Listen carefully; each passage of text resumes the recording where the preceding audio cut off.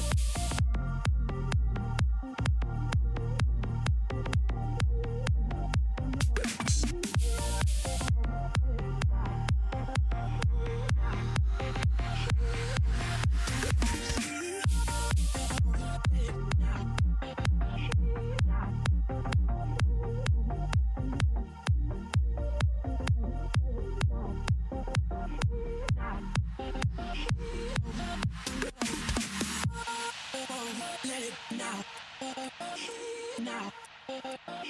Oh, I know. Oh, let it now.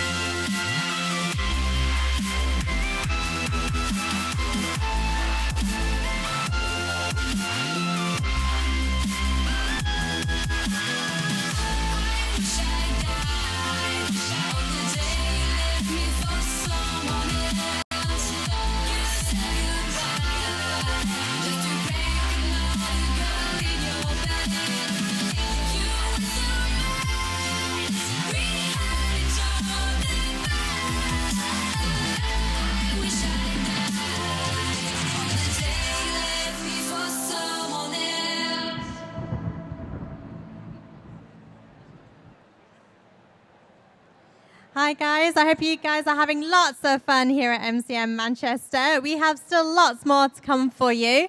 Next up we have the Torchwood panel with Kai Owen and Gareth David Lloyd. Do not miss that, it's going to be fun.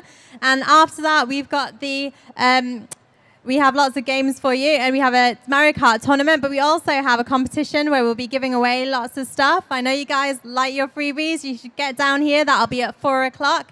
Before the end of the day, so make sure you're here for that. And as I said, shortly at 3, we have the Torchwood panel. See you then.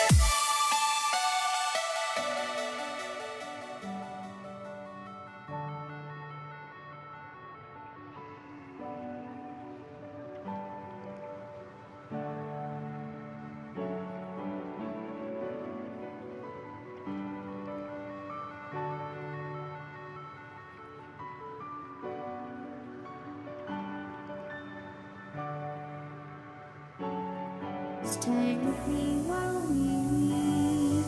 Don't worry, just believe me. This journey will relieve us. Stay with me while we leave. Stay with me while we leave. Don't worry, just believe me. This journey will relieve us. Stay while we leave. Stay with me.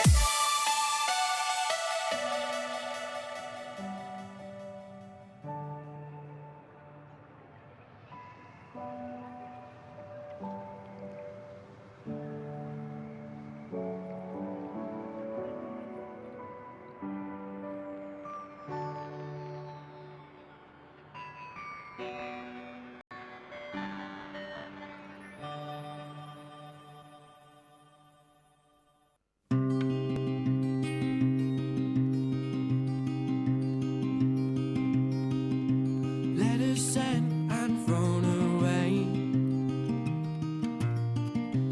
Haven't got a word to say. Ticking boxes pave the way. All in a day.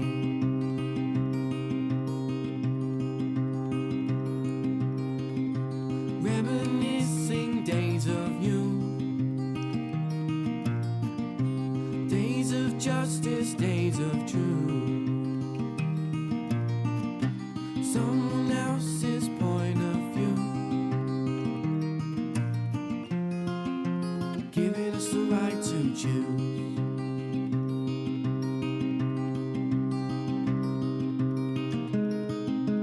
Sign of the times, sign of the times, making up minds and choosing sides. Don't let it go, don't let it go.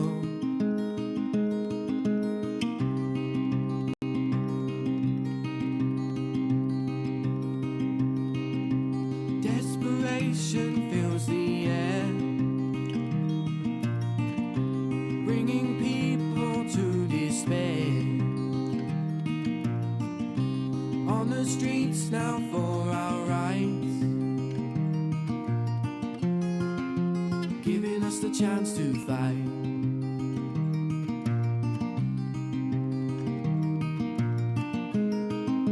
Sign of the times, sign of the times, making up minds and choosing sides. Don't let it go, don't let it go. All hope disappears, taken with the budgeteers. We try to string along and feel like we belong. Don't let it go and don't give up hope.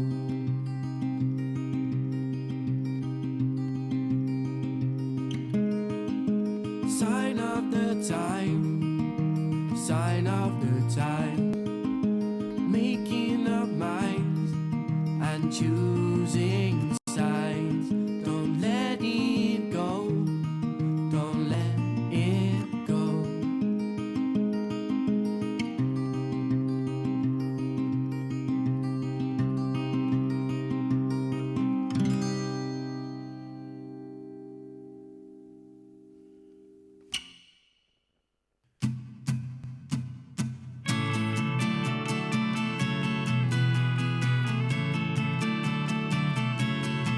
A lifetime of mistakes can never weigh us down. Two sets of feet will never touch the ground. Oh, we're high as a kite, soaring far above the clouds. Opportunity, reality, we're gonna leave this town. And I know this love is blind. Let's get up and go and leave it all behind. But now I'm stuck in the middle, trying to solve this a riddle. I'm gonna find a way to work it out. If you just give a little time so I can really make my mind, I'll be the one that's gonna stand up from the crowd. Heaven knows I'm older and bolder, and I know what's right. Now I'm getting wiser, the reminder keeps me up at night. Let's get up and go.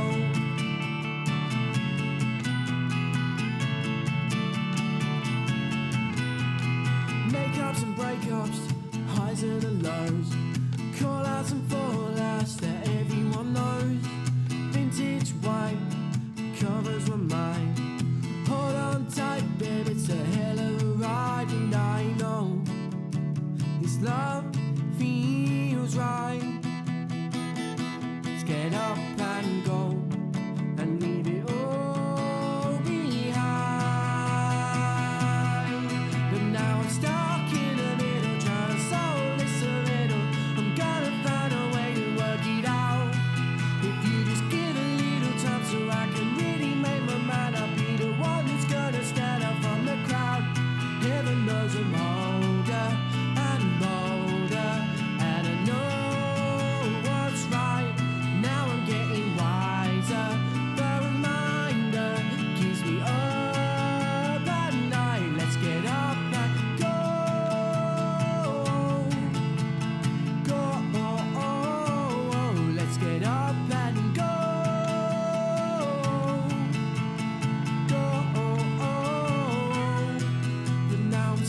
in the middle, trying to solve this riddle.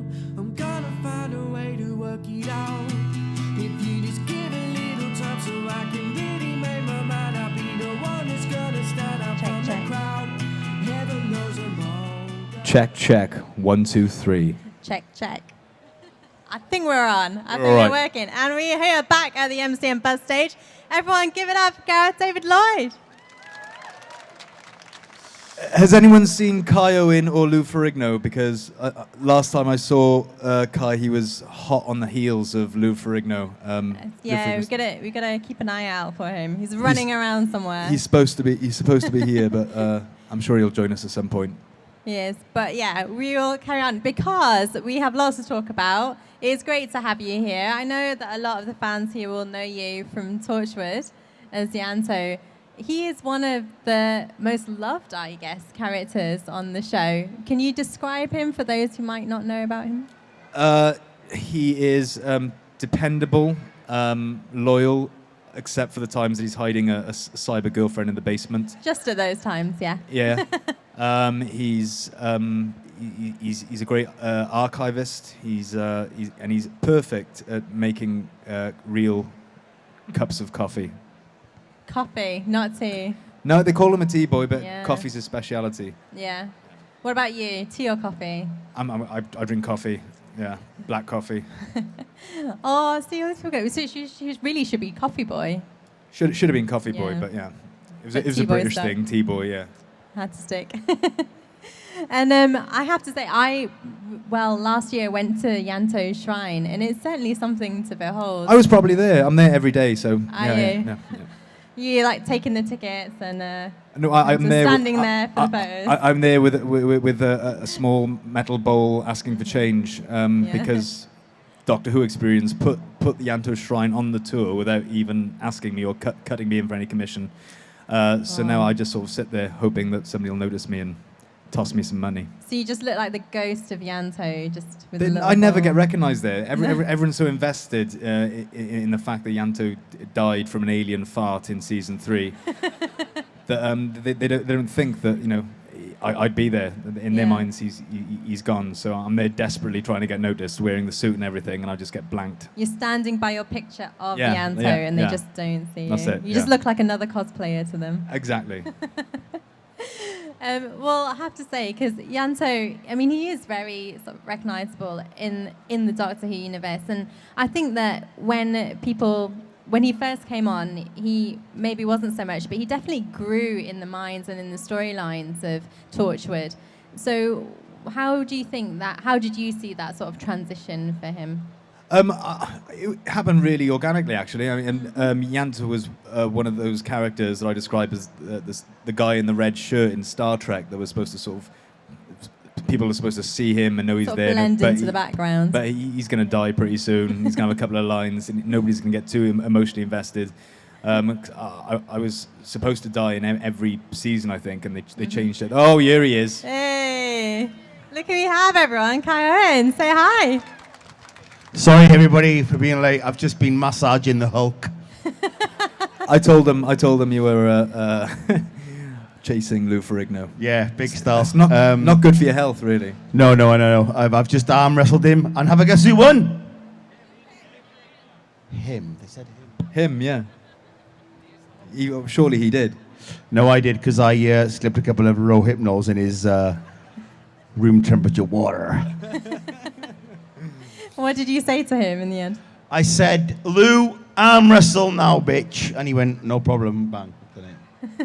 Bam. Yeah. That's definitely a memorable Sorry one. for being late, guys. Yeah, I was in the middle of answering a question, so... Rude, just rude. Rude. Yeah, it was quite it was an organic thing that happened gradually. I think the producers enjoyed the chemistry that was building between Captain Jack and Yanto's character, and they capitalised on that really.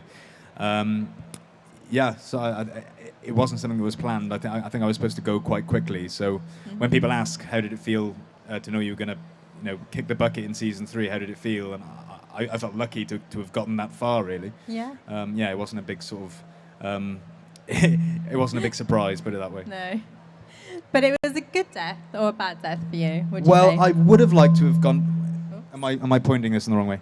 I would have liked to have gone down in a hail of bullets Uh-huh. or Yep, a yep. big explosion or Like a platoon. Yeah, like a platoon, Yeah. something like that. Yeah. Oh, okay. Torchwood does Platoon. Yeah. No, but alien fart was what they went for in the end. And I got to do death in your lover's arms, which is always a good death scene. Yeah. But Kind of Shakespearean. yeah. But doing something action packed just prior to that would have been nice. But never mind, you can't win them all. Mind. Well, I was interested to learn that actually both you guys, so obviously growing up, starting off in Wales, then went on to do quite a bit of Shakespeare. Is that a bit of a challenge for you guys? I did Shakespeare before Torchwood. I haven't done any since. I've done theatre. I've done a couple of American classics. I've been lucky enough to do that. I did a load of Shakespeare with my with drama school and whatnot before. But you, Yeah, I did Shakespeare before Torchwood as well, and I've done a couple after. My first ever professional job actually was The Tempest, and then I've done Richard III prior to Torchwood, and then after Torchwood, I've done As You Like It and Twelfth Night. Yeah, it's great. I mean, it's great fun. I mean, Yeah. it's hard work. You know what I mean? He's obviously one of the greatest ever living writers, isn't he? Arguably. I mean, his work is superb. So an actor and the most performed. and the most it's performed. always So an trying actor to to find do, for an actor to do Shakespeare is, I think, it's always a challenge and also a bit of a pleasure to do as well. But I mean, it's if you have the right director to guide you along the way, you need a very intelligent director, I think, who understands it, because I struggle with it. So if you've got a director who understands it, it's a lot easier. But but when you get it, they're always a joy. Did you do it with a Welsh accent, or did you do the whole British period drama sort of thing? I was lucky enough to work with a director who didn't really care about accents, because there would have been Welsh, Irish, Scottish accents, a mixture of accents back in Shakespeare's day in the 1600s when he was performing at his Globe Theatre. They would have had accents from all over the place, and I really don't, and I don't think Shakespeare would have gone, "No, you can't do that, love. You need to come from Liverpool. You need to come from here." I think because the language is so rich. And it's internal, isn't it? The language is an internal monologue, so it's not necessarily. So you don't really worry about what you know. I mean, you have to have good enunciation and diction, but I think Malvolio has to come from Scotland or Hamlet has to come from here. I don't think Shakespeare ever specified, and I think when you hear a rich voice, somebody who interprets the language really well, it works, doesn't it? As long as you tell the story, that's it, basically. Absolutely. And when did you guys first get into acting then? When did you catch the acting bug? I played a robot in a school play, and my voice was not unlike that of a Dalek. But I was 8, and I played like a computer called Beanstalk. It was a modern day version of Jackie and the Beanstalk, and see. Beanstalk was actually a computer game. So Beanstalk was a computer. Really weird, but yeah, that was my and I just fell in love with it straight away. Loves being a robot. I think it was in school for me. I think I was quite loud and unruly in class at times, and I think I had some wonderful teachers at my school who kind of like channeled my sort of energy into like going get on stage, and I never had any qualms about standing up and reading out loud in class. I just never ever worried about standing up and reading or doing assembly kind of thing. It was just something that I always kind of like, I'll do that. You like the limelight? Yeah, I think it was not even a limelight at all. It was like, it never really bothered me to kind of like stand up and speak in front of a crowd or anything. So I think it was just, it was nurtured by a really wonderful group of teachers, I think, and they sort of guided me into a way of like go to Welsh, go to National Youth Theatre Wales. You should do this, you do that. So, and like young amateur dramatics like the Nativity and things. So grateful to my teachers really. And I know that you sort of started off doing sort of Welsh programs for S4C and things like that as well. So was there much difference doing like Welsh dramas compared to doing the kind of more British ones? The language is quite different. Yeah, just a bit. I'm not fluent Welsh at all, but you are, aren't you? Yeah. It's exactly the same. The crew are the same. It's just the language is different. Nothing's different at all. The crew make the programs, obviously, and everything's the same. The only thing that's different is the language. And so obviously Torchwood and Doctor Who filmed in Cardiff. And so was it fun sort of being there with the whole Doctor Who universe? I spent 5 years in London because I was told from Wales that I had to go to I had to go to London to forge a career as a performer. And my first regular job was to go back to Cardiff to do Torchwood, which is why I'm still there. So I'm not doing that again. now. I've done 5 years in London, which I loved. I loved it, but I loved having everything on your doorstep, the immediacy of everything. But being there, done it. I'm more of a rural boy at heart, so knowing that I can actually just commute to London for auditions and live at home for half the price that it costs to live in London, then I just stayed home this time. Sure. And obviously the shrine's there. You gotta, you need to hang out at the shrine. Well, I need to maintain it and make You sure do. everything's is clean and laminate everything and Right. sniff the knickers and. Sorry, was that? Yeah. I don't really do that. There was that once. He does. Yeah. The great thing is when Gareth goes to the shrine himself with a hoodie and like there's people next to the shrine and they don't know You've missed it. that he's there. I've told this story already. You missed it. You were massaging Lou Ferrigno's biceps. Well, Kai, do you have a shrine story? Yes, Have I have you a shrine. I have a spare room in my house, and that's the shrine. I've got photos of myself all over the, I also visit there every day as well. and it's laminated. Everything's laminated. Right. It's important to have it laminated. Because you can just wipe it down then Wipe it afterwards, clean, can't you? yeah, wipe it clean. Sorry. sorry. No, I love going down there. Cardiff Bay was amazing. Again, like Gareth, I've lived in London for 20 odd years, and I think I've only worked in London twice in that whole period. And most of my work is in Wales, or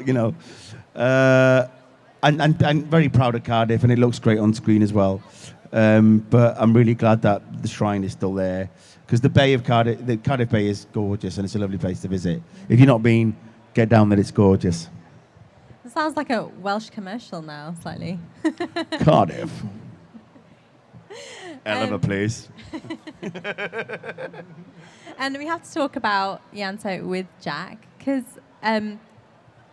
obviously their relationship was a huge part of the show. So, if Yanto made it, he was still alive, where do you think they would be in their relationship now? I'm not sure. Probably just bickering constantly, I suppose. But it'd be that sort of that sort of loving bickering, where they're constantly winding each other up, but they can't live without each other. Yeah.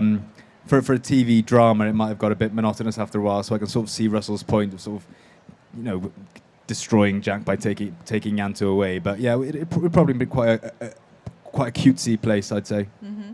And Kai, do you think Reese and Jack would have ever made up and maybe had a relationship themselves?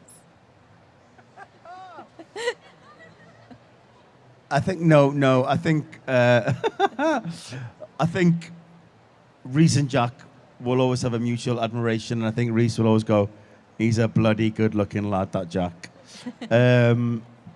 But I can't see Reese and Jack ever having a relationship. But I think Jack. If it ever gets brought back to TV now, Russell's going to write in a love. Of course he is. Yeah. There'll be some sort of like flashback dream sequence that Jack has had a fantasy that he's in bed with Reese. Or Reese has had a fantasy. Or Reese is like I'm a bit confused. But yeah, no, I think Reese has only got one love, and that's Owen. beer. No, he loves Gwen. But yeah, it'd be a great story. I mean, I have kissed John Barrowman, but like not as Reese. Who hasn't? I mean, who hasn't? Who hasn't? When did you last kiss John Barrowman? In Birmingham about a month ago. And you? That would be at some panel, Yeah, just to make yeah, just, exactly. John always makes a point of kissing me at a panel. Just to That's make exactly Gets it. handsy. You have to come on the stage. You go first. John obviously comes on last. Yeah.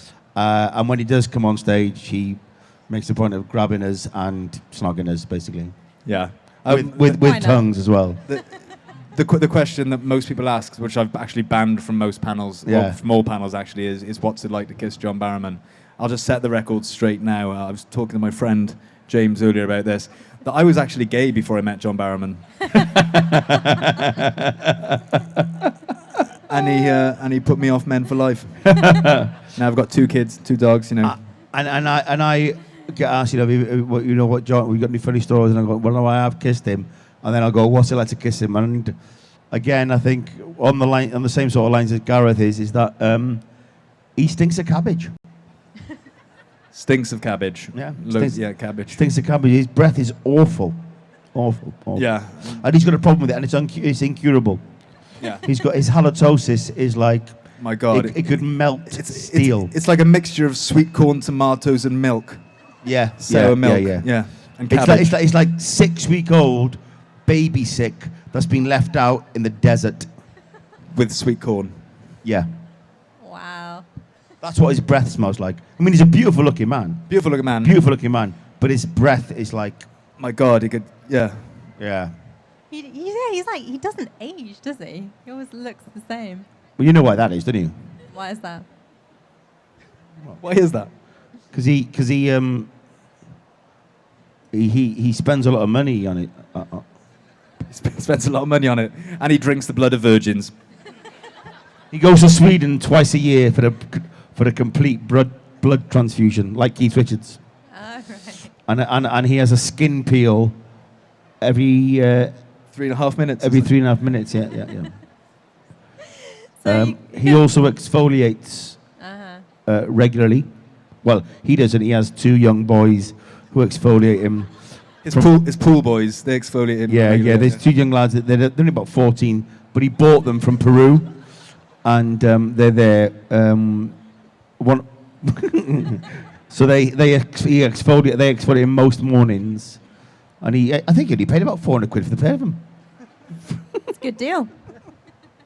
For everlasting life kind of thing. So what is he like working with? Because he's obviously notorious for his antics on set. So what can you tell us? I'll give a serious answer.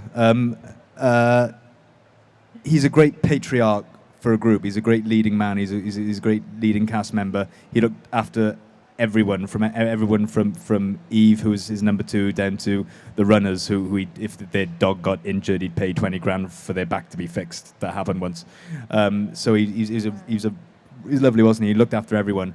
And when you're working sort of between 12 and 15 hours a day, and everybody's energy is getting low, and you're filming early hours of the morning on wet streets of Cardiff, and it's peeing down with rain.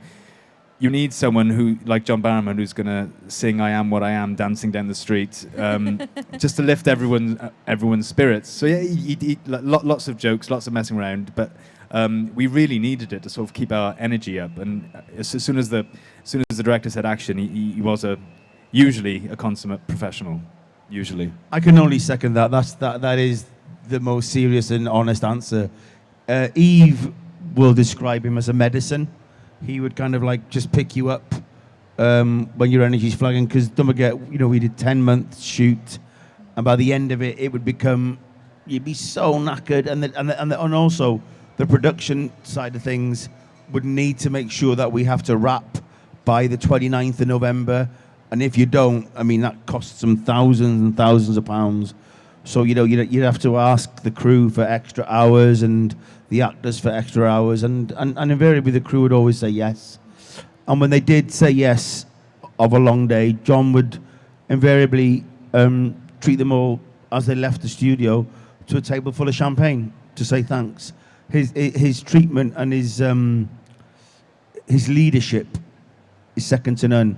He was Captain Jack, and he definitely was our captain. He was superb. I can't really say anything bad about him. I can't fault him. Except that his breath smells of sweet corn, tomatoes, and milk and cabbage. Yeah. Apart from the fact that he sells drugs to kids, kicks dogs in the arse, and his breath smells of shite. But other than that, he's wonderful. And do you guys have a favourite moment together from filming? I don't know. Is there children, including mine? Hello. Hello, darling. That's it, yeah. One day your daddy Using is going to earplugs. tell you all about it. There were loads, wasn't there? There was lots of Loads. times. We had Well, don't forget, when we started that job, we were just coming into that world, that universe of, like, I think Chris Eccleston had just left, and Billy and David were literally taking it to another level with Russell. Yeah. It was so exciting, and it was nearly 10 years ago, more than 10 years ago. We had a ball. You know, we worked hard, but we played hard, and Cardiff was cool. They all give us apartments down the bay, and we had an amazing time. And I think it'd be really hard to pick out a special memory. As far as me and you are concerned, I liked it when we had that pretend fight in the middle of Cardiff.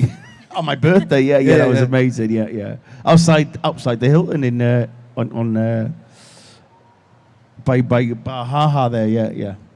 And there was the other day, I don't know if you were on set, but one of the crew in the morning gave me this mysterious blue gel to swallow, and for the whole day they couldn't shoot me from the waist down. Do you remember that? Seriously. But but it was a very funny day. It was a very funny day. Blue gel. Yeah, it was a blue gel. I didn't know what it was. I thought at the time I was quite reckless. I'd eat anything. Yeah, go on out of that, and then it turned out to be the atmosphere male on set, enhancement. The atmosphere on set was just unreal all the time. And in the first series, I didn't really get to see much of the lads, and Naoko and Eve as well, because I was pretty much in Gwen and Reese's flat all the time. But second series onwards, like, it was so funny, and genuinely all got on, and we're mates ever since, you know. And whenever there's an opportunity to meet up at Comic Cons, like, it's just a joy. They were the loveliest bunch of people. Well, speaking of Reese and the fact that he kind of gradually transitioned into being part of the Torchwood team, at what point would you say that, or do you think that there was a point where he actually became part of the Torchwood team? Yeah, well, I mean, he did get to know what he found out about stuff in the episode Meet, but I never really think that Reese is part of it. I think Reese, and I'd never want to be part of it either. You know, people, would you like to be part of the Torch team? I wouldn't really, because it's just quite like Reese going in, giving Gwen a hand, because as soon as this whole nonsense is over, Gwen can come home to Reese. And I mean, he was involved in some great stuff in Children of Earth, especially that fight we got with Yanto. Right, okay, Reese, we're going to need you to steal the laptop. And he became part of that. But he didn't really, as a character, I don't think he'd really want to be there. He would much rather be home watching a game of rugby and having a couple of cans of lager. But he's only there because of Gwen, I think. And I think it suits the series much better if Reese isn't a part of it. Mm-hmm. And do you have a favourite Gwen Reese moment?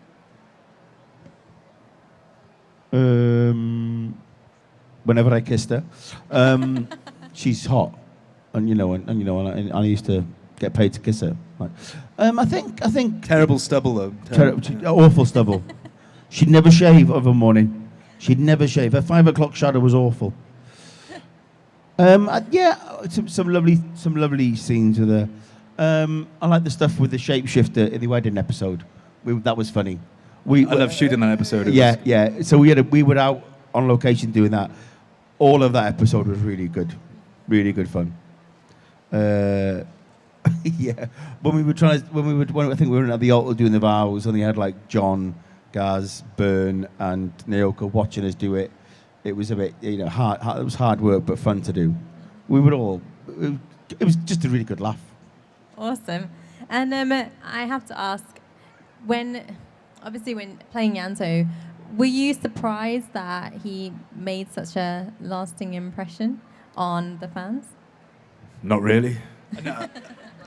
No, I knew there was going to be a bit of a backlash, because I knew by that stage how loved the character was, and how special he was to a lot of different people. I was not expecting a shrine to be erected or tons of coffee to be sent to the BBC. So that was quite weird, but also very flattering to think that I'd been part of the creation of a character that meant so much to so many people. Yeah. And obviously you mentioned about working with John Barrowman earlier, but you guys have actually worked... Who is that guy?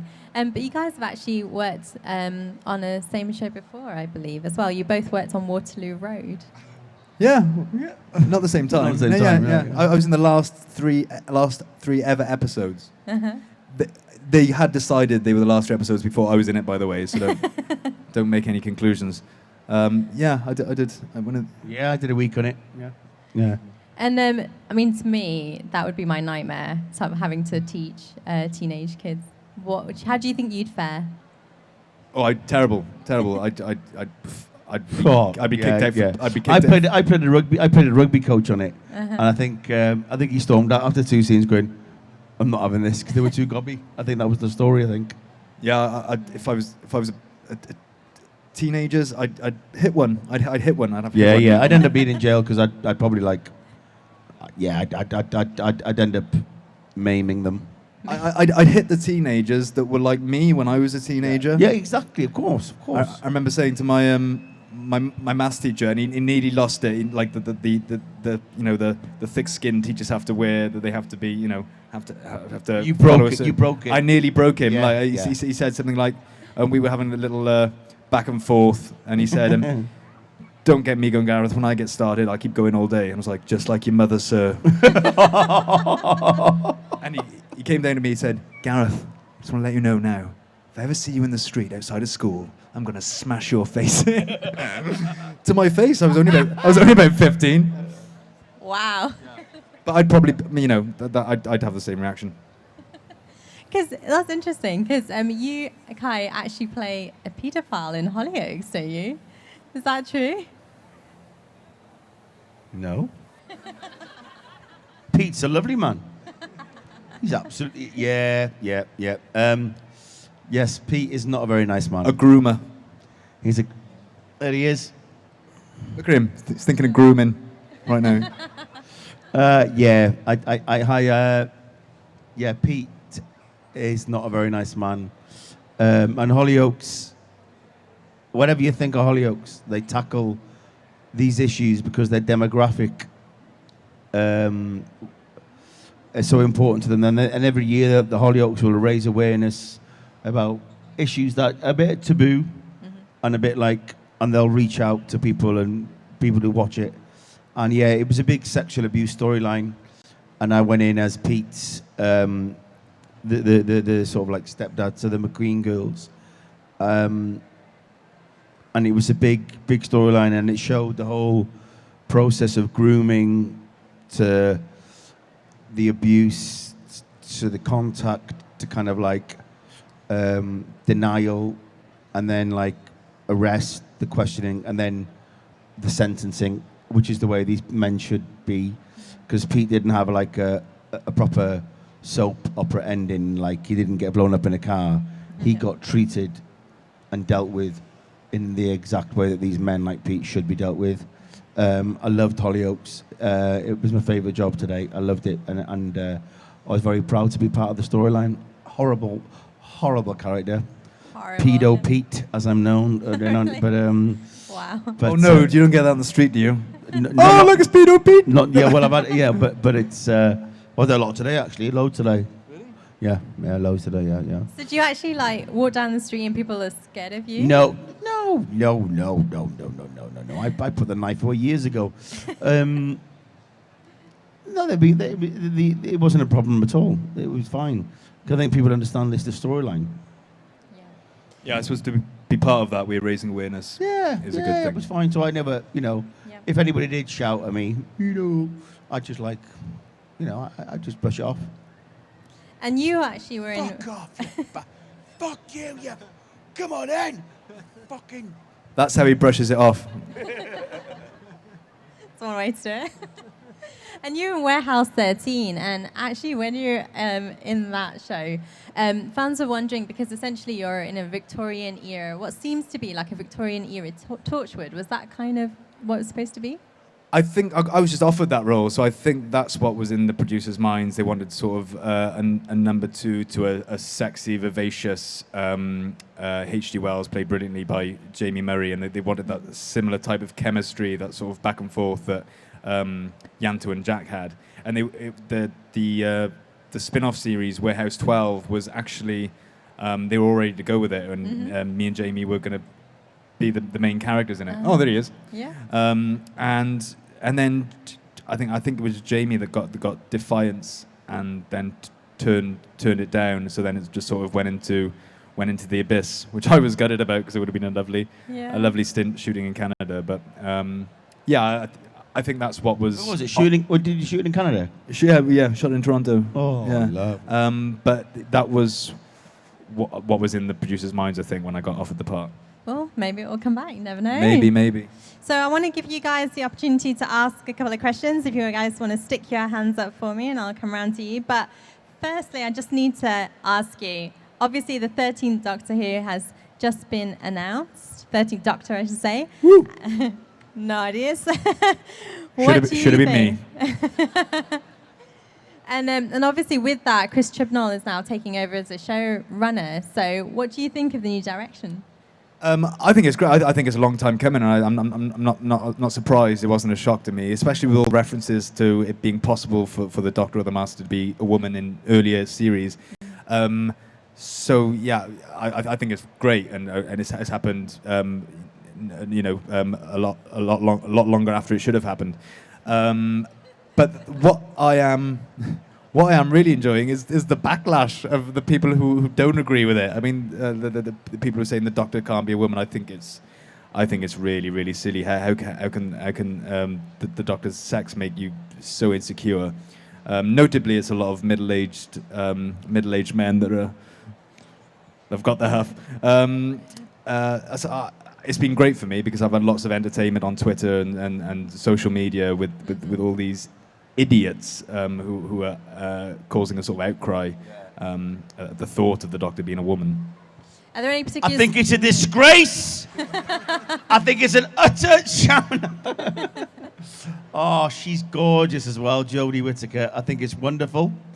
At no point ever does it specify that the Doctor has to be male or female, and quite rightly so.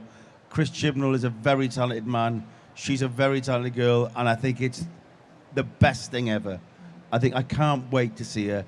And why bloody not? The Doctor can be anything and anyone they want. Like Hannah said, the Doctor's an alien, so they can be whatever they want. And I think she's going to carry the show into another level. And for me, for one, I'll start watching it again, because I haven't watched it the past few years, because I think Stephen Moffat's a pain in the arse. Woo! He here. So he's a rude, he's miserable. He was rude to me a few times. Rude to me a few times. I can't wait. Capaldi, stunning actor, and Pearl, outstanding. But as far as the writer goes, got no time for him whatsoever. And long live Chris Chibnall and Jodie Whittaker all the way. Woo-hoo! I think it deserves a round of applause, don't you? All right, so if you guys put your hands up for me.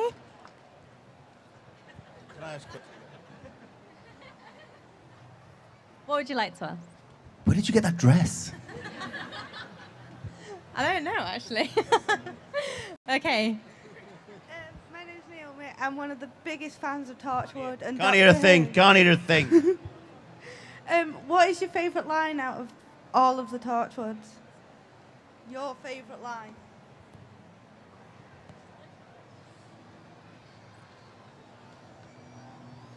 Mine was the sarcasm when Owen asked. It was about the phones. Mobiles, landlines, tin cans with bits of string, and he's trying to reiterate the fact that the phones aren't working, and he goes on this elaborate, sarcastic monologue about how it is how he said 100 times the phones aren't working. Do you remember it? It is mobiles, landlines, tin cans with bits of strings, phones not working, phones all broken. Hello, anybody there? No, because the phones aren't working. It was a bit longer than that, but it was, that's one that I needed to do a few times because I thought it was really, really brilliant.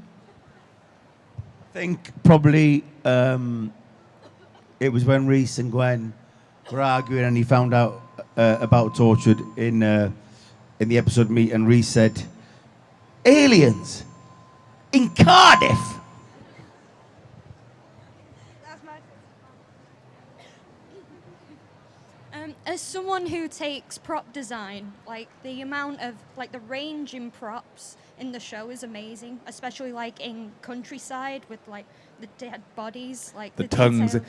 You didn't see the rest of it. They had to cut out a lot of it because it was too gross for. They had like in the cell that me and Tosh were. They had human feces in there, like not fake human feces in the corner, and there were tongue sandwiches and things like that lying around, and it was just horrible. So you didn't get to see all of it. But yes, sorry, carry on. Well, my question just was, what's your favourite prop that was on set? Anything that John Barrowman hasn't handled. Namely because there was this one, remember the Doken Eye? The Doken Eye? No, do you remember that from Random Shoes? Yeah. That prop went missing one morning, and John was, well, it didn't go missing. John had just nicked it off the table, nobody had noticed. And John sort of walks in. "Hey, everybody. Do you know what's happened? The Doken Eye's gone missing. How are we going to shoot today's film? Today's scenes? It's gone missing. We can't find it anywhere." You know when he puts on that high camp voice that he's up to something, that he's So then he bends over and said, "Is it under here?" And he bends over right by Eve Miles, and he's got his pants down. And lo and behold, the Doken Eye is there, wedged between both buttocks. And it was like a doll's eye, so if you moved it around, it was like spin, it would move. So he started wiggling around. So there was this very new type of alien looking at Eve straight in the face. Yeah, and like 4 or 5 people had to handle that prop that day. None of them knew. Luckily, I didn't have to do that. It's better they didn't know, I think. Pardon? It's better they didn't know. It's maybe. better they didn't know, yeah. It's better they didn't know. Fantastic. I think my favourite prop was the Doken Eye, because I had to swallow it one after the. You had to swallow the Doken Eye? Great question. I can't top that. I think there were some great props. My favourite was that Doken Eye, and also oh god, there was so many. The glove was good as well. The glove. Oh, Was, the gauntlets, yeah. was amazing. God, there was so many cracking stuff. The sex gas, obviously. Oh yeah, there was so many good. The glove I liked. That coming back to life was amazing. I mean, it rocked. When it was good, man. Well, we have time for a few more quick fire questions. So out of our TARDIS, if you want to pull the questions out. Go for it.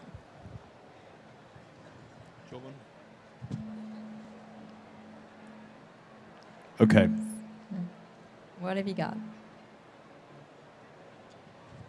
2 tins of beans, packet of kitchen towels. We got a shopping list. Yeah. Do you prefer losing an arm or losing a leg? I love the way they phrase this. Do you prefer, like it's already happened to me? Would I prefer to lose an arm or lose a leg? I wouldn't like to lose either, to be honest with you. I rely on both quite heavily. Thinking about it, definitely the leg.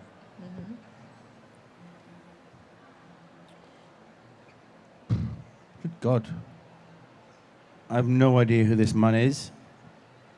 That says Harry Potter. Naoko. Which Harry Potter house Would you be in? would you be in? I've never heard of Harry Potter. So I'm going to say Ravenclaw. How about you, Gareth? Slytherin. There's a few Slytherins out there, it sounds like. Yeah, next one.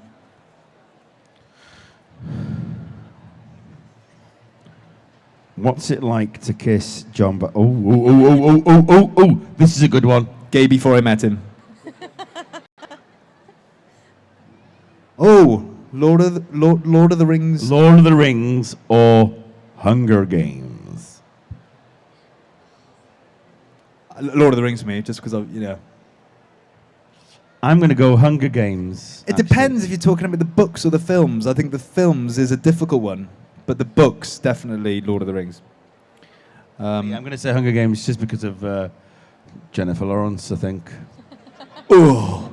Did I make that noise involuntarily again? Sorry.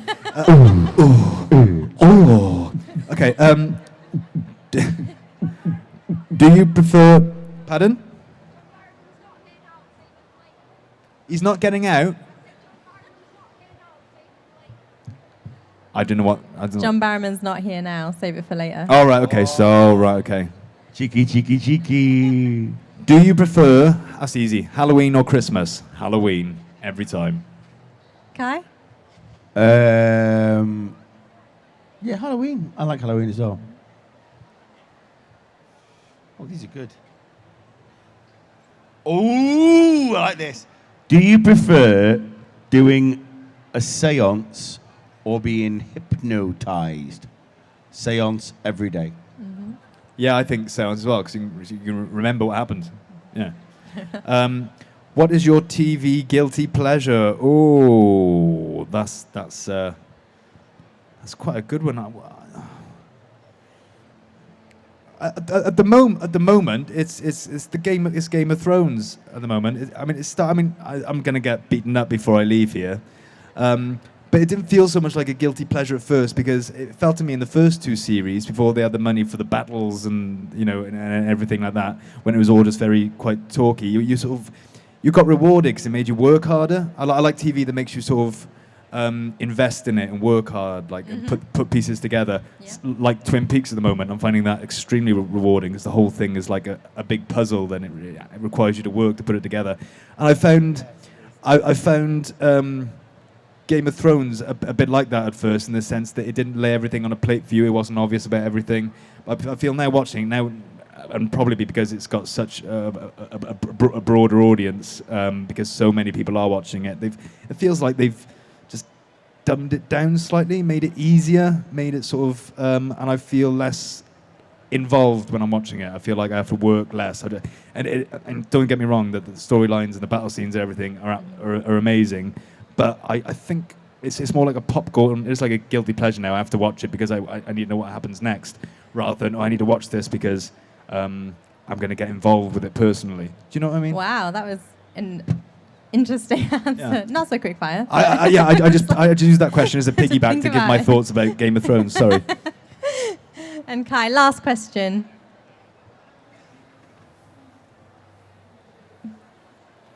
My guilty pleasure is Hollyoaks, by the way.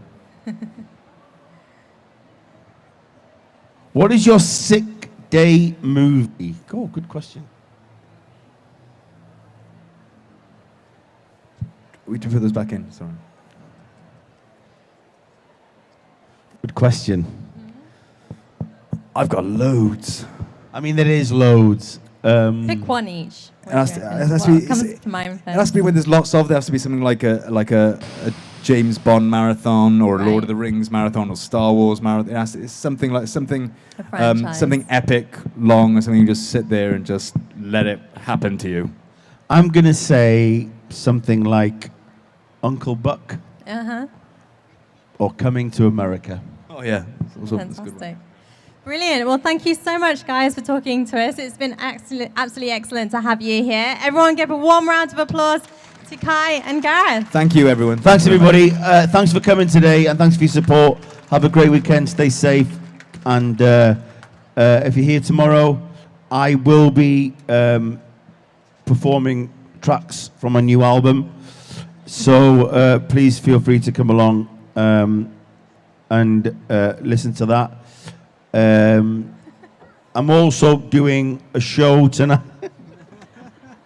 In my hotel room. Yeah, I'm in. Cold. I'm in the Premier Inn, room 24601, and Bring the whiskey.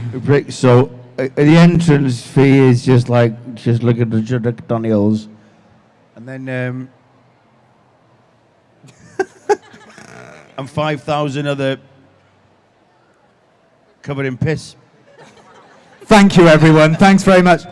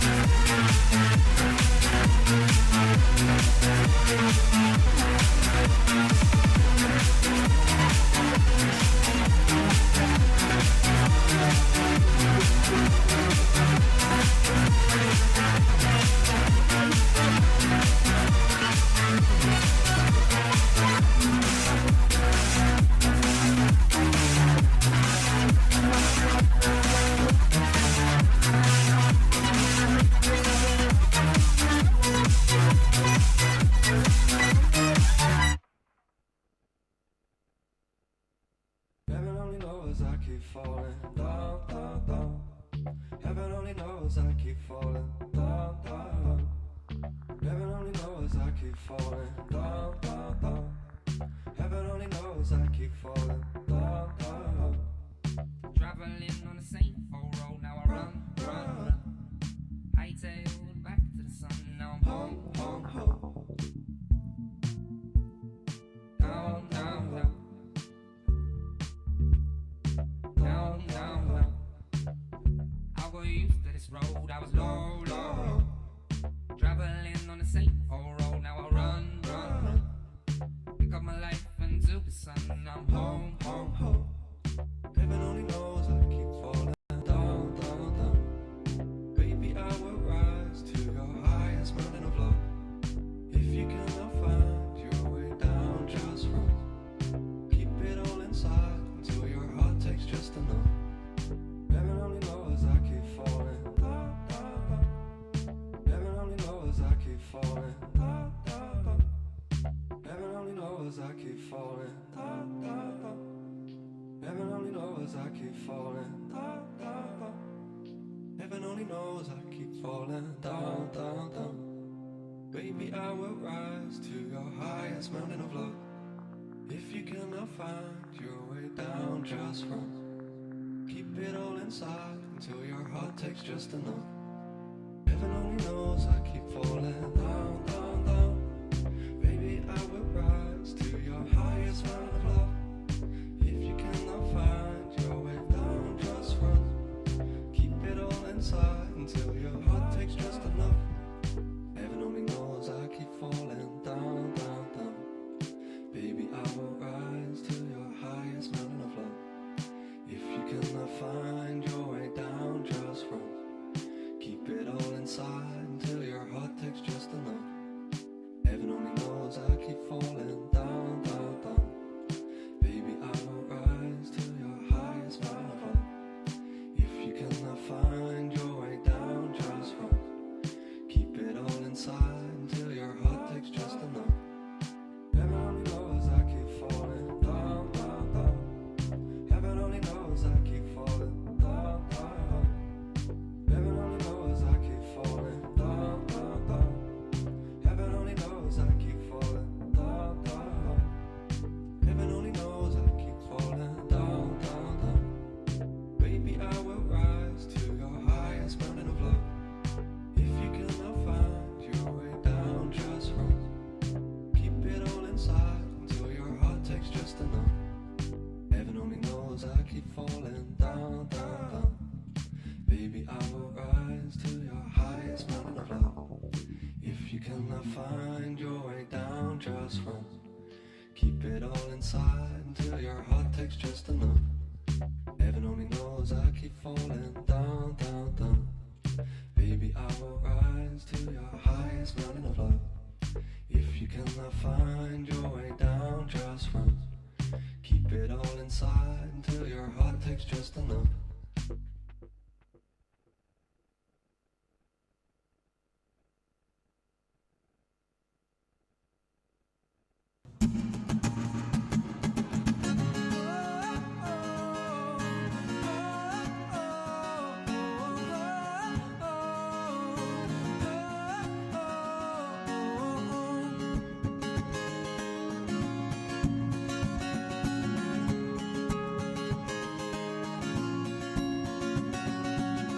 Should know much better not to fall for a girl in a sweater. She was cute, she was nice, she was fun. God knows how I told my mum. I could not help but stare. The way the light shined on her head. Spend the night cuddled up in bed. I remember every word she said. Let's stay this way. I won't go astray. Just stay with me. We'll sing and dance all night, sleep by the moonlight. We'll sing and dance all night. Tell me if it feels right. Sometimes we'll be apart. Your love kickstarts my heart. Sing and dance all night. Tell me if it feels alright. Oh yeah.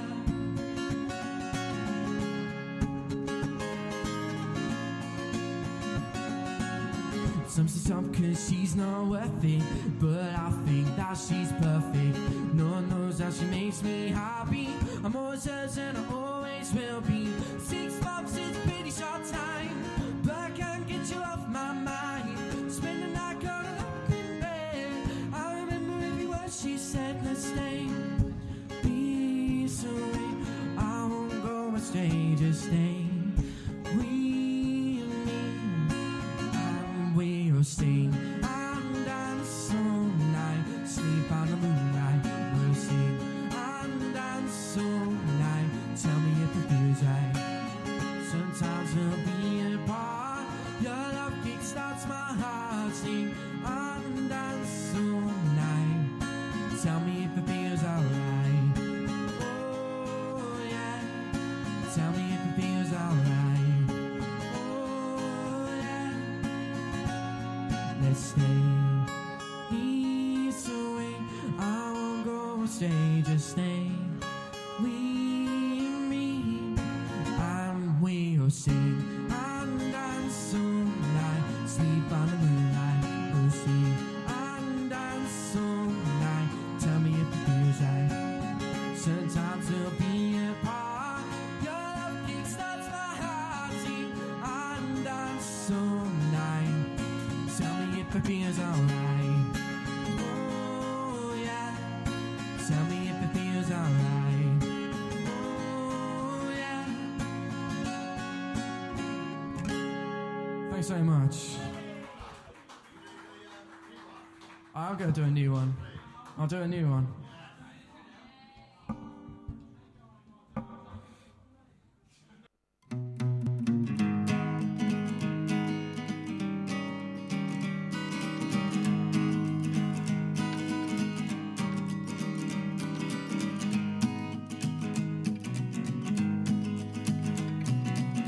Can you hear the river now? Can you hear that muddy water flow? Water flow. Can you feel the water now?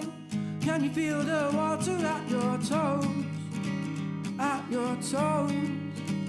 At your toes. Push a coin in a broken tree. Push a coin and really wish to see. Wish to see. See the sunlight shining bright. See the sunlight shining bright on me. On me. On me. Wind blows harder like a gale. It's harsh outside, my face feels pale. Walk along that muddy trail, the rocky climb that leads up to the dales.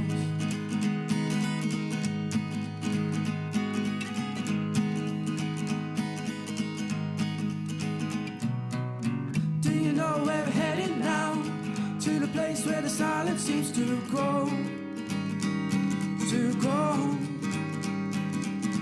All we hear is the ocean breeze. Time ticks on and it's getting hard to breathe, to breathe, to breathe.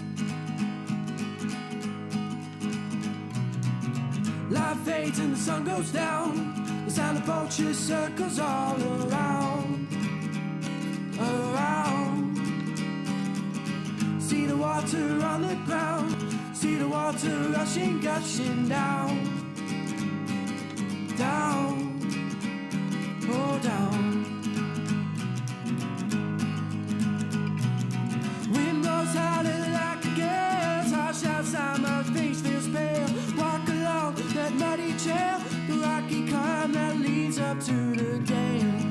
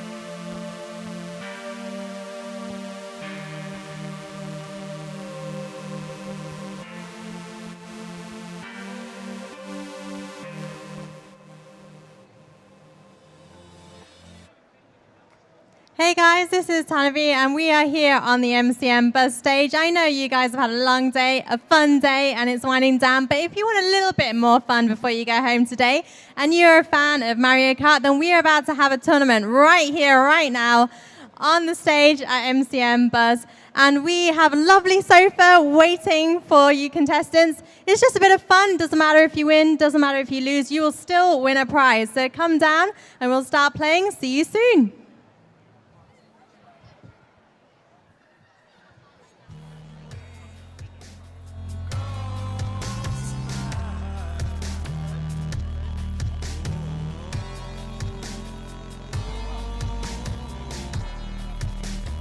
Okay.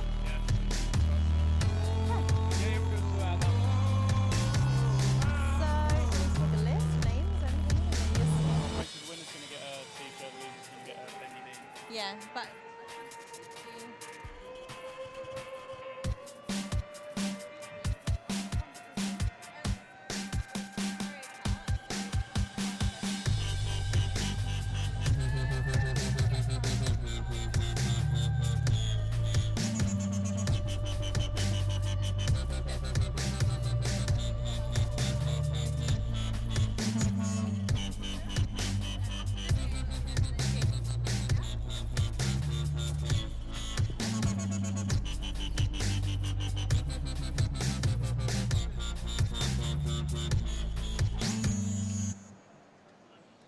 see the guy.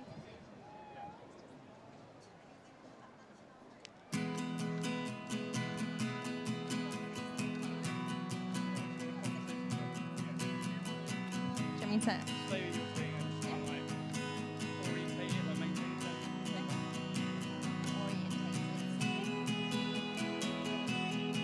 Hi guys.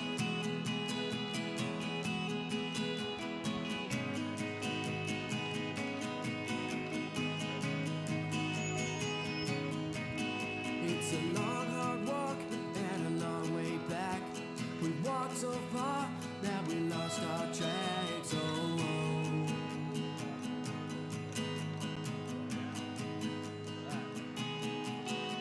we walked for miles and we're nowhere near the You're talking, not me, right? destination that we want so clear. Fine. There's twists and turns along the way. Oh, now we can't stop walking and we just can't stay. Oh,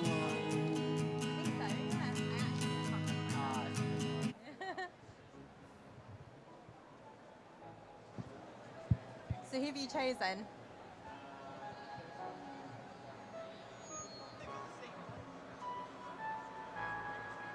Ready?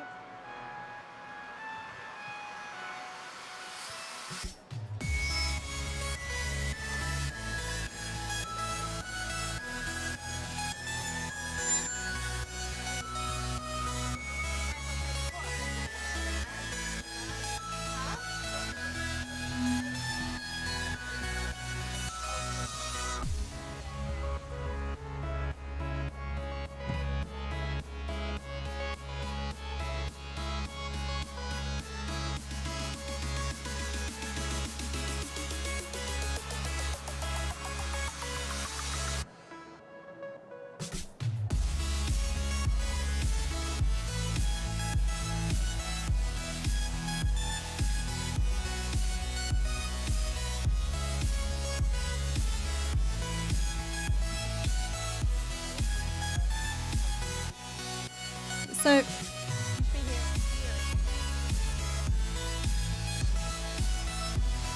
we've got our first 2 races started already. Hello. This is James, guys. Hi.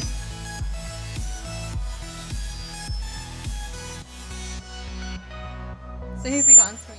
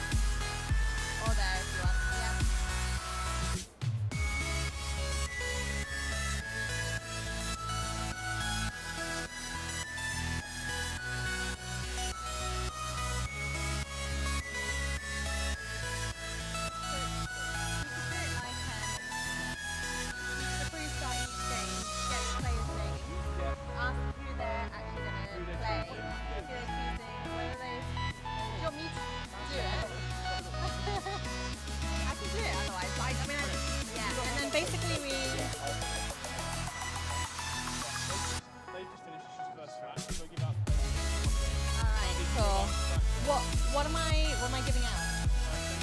Okay. All right. Congratulations, guys. Who was the winner? What's your name? Kenny.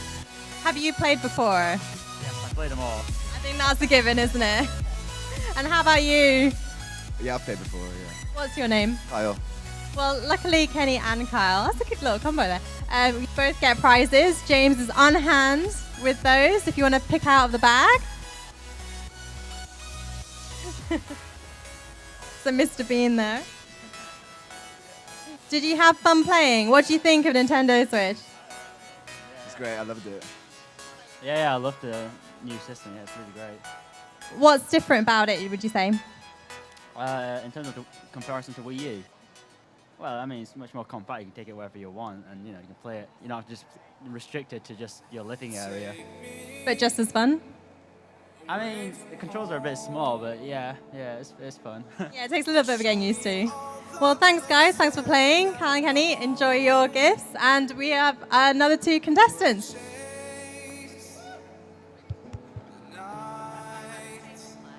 Sorry?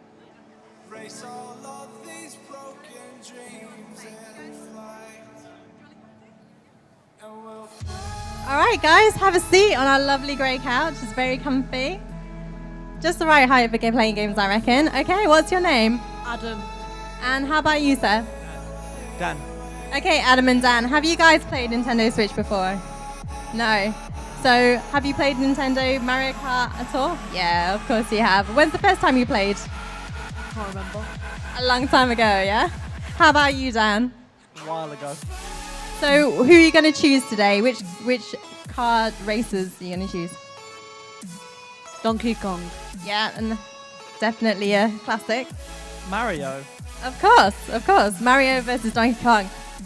The ultimate match, right? Okay, well, when you guys have selected, get ready and play.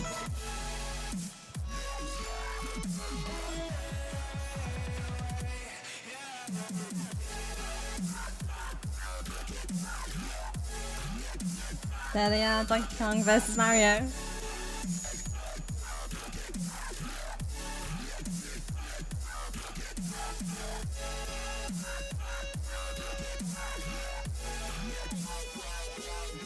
You don't have to.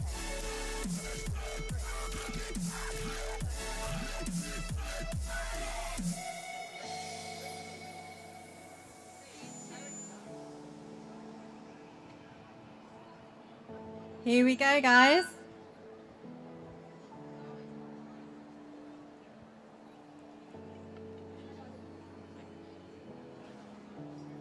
Feeling the tension a little bit.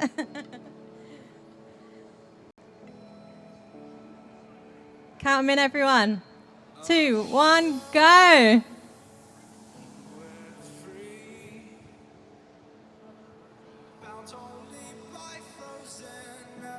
Oh, that was a good overtaken move there by Mario. He just narrowly missed that banana.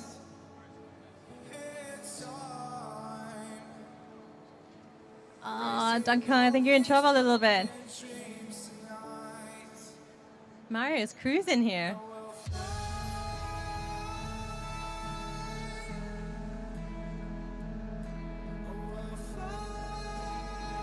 Good turn. Oh, Donkey Kong's getting beaten. What's going on? Pretty good for your first go, though. Just getting angry. Mario's literally flying over the finishing line.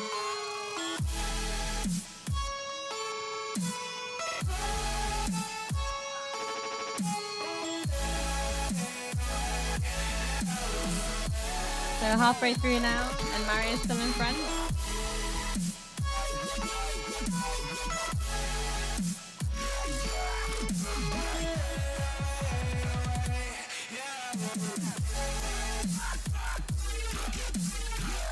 Some more golden coins.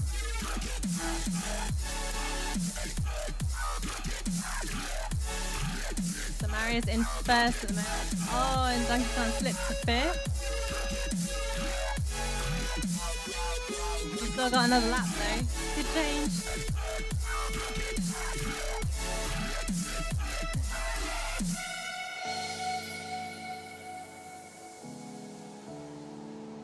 So final lap now. Oh, Mario's in a little bit of trouble. Oh.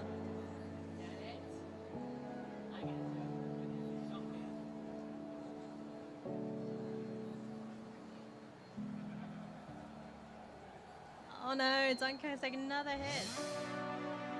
Those damn shells.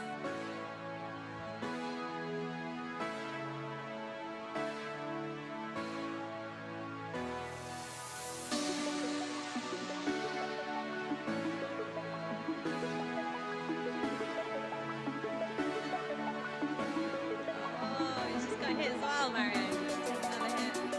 Still moving. Oh, that was a big hit. Down into third now, Mario, but Donkey Kong's still in sixth. He's been on the moves at the moment. Donkey Kong is racing. And here we go, Mario's flying into the finish, and Mario takes it. Good race, guys. Well done, Dan. What did you think of that? It was alright until the end when I got smacked 3 times in a row. But you still made it over the finish line first. Well done. What did you think then? I was good, but I was a bit rubbish. Well, it's your first go. I think it's pretty good. Not bad. Well done, guys. Take a prize.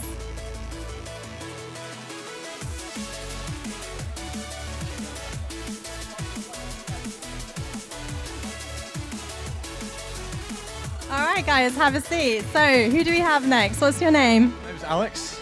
And have you played Nintendo Switch before? Not the Switch, no. And how about you? Yeah, I've got it, yeah. And what's your name? My name's Harvey. So have you played Mario Kart on it before? So you're going to be a little bit of a pro on this. You got the pro versus the novice. And then what are you choosing? Which driver are you going to choose? Luigi all the way. Luigi, yeah, Team Luigi. And how about you? All about Yoshi. One of my favorites. So Yoshi versus Luigi. Let's see. Good luck, guys.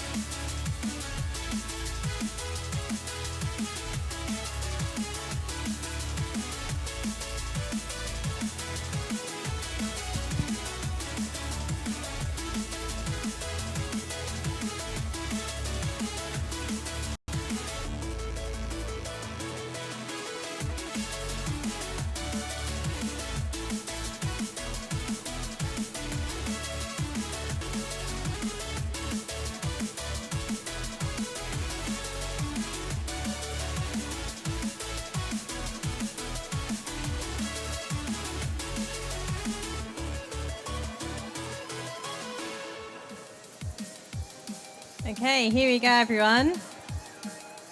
Race number 3.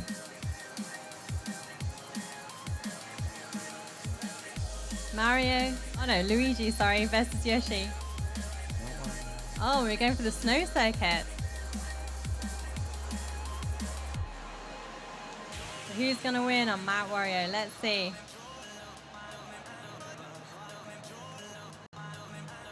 And race. Both off to a good start.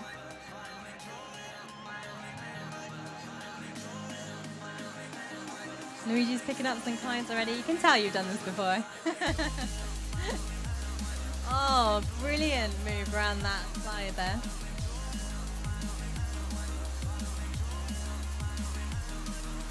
So Luigi's in first place, but Yoshi's moving up, third already. Getting the hang of that pretty quick.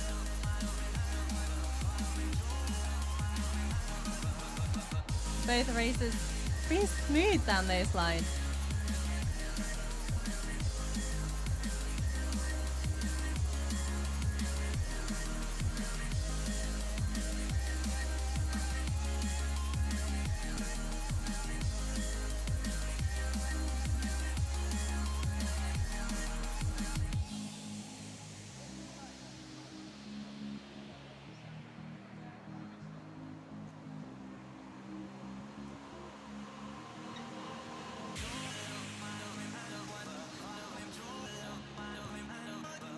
Oh, Yoshi might have been in a bit of trouble here. Luigi's still in first place. Oh, and as they enter the forest. Oh, Luigi getting a hit there. Taking the gold coin.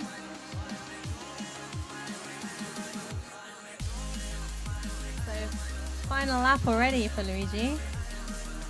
Let's see if Yoshi can catch up. Using the shrooms.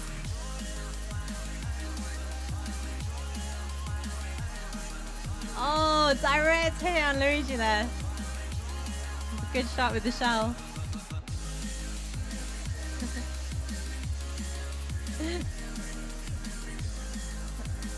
Almost there.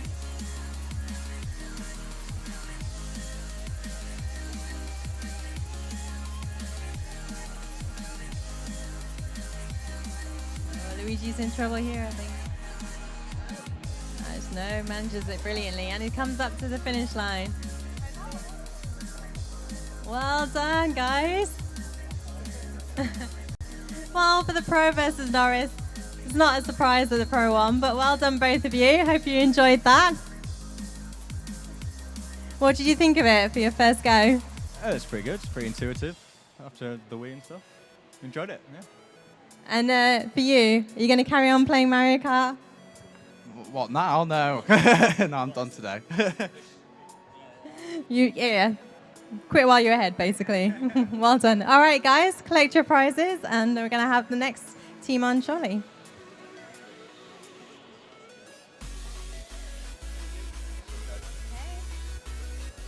Thank you. All right, guys, have a seat. So, I don't know if I should call you Mario, but what's your real name? My real name is Daniel Bramall. And have you played this before? Just a few times? Yeah, I always played it until I drive away to my school, and I'm a great gamer. Excellent. Well, then you're going to have a challenge here, aren't you? What's your name? Adam. Are you up for the challenge? Yeah. Have you played before, Nintendo Switch? I've played Bomberman and Breath of the Wild. That's about it, though. Not Mario Kart yet. Not the Switch. Well, I guess we'll find out how you find it. So who are you guys going to choose? Just any Animal Crossing characters, maybe. What about you? I'm going to be Mario. Surprise, surprise. Okay, so if you guys want to choose your drivers.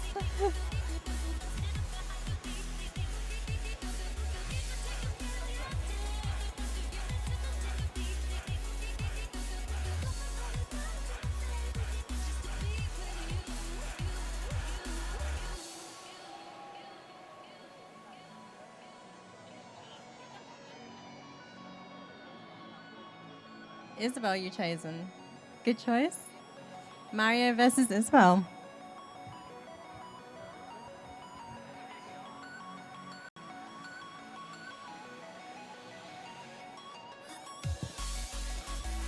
Okay, you guys both ready?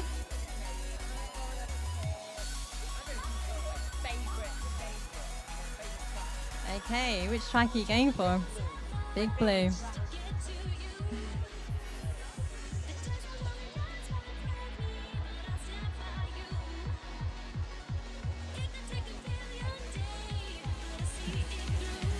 All right, here we go. Isabel versus Mario, the one and only on the Big Blue course. Here we go. And race. Oh, and straight away both got hit, but it's still going pretty well.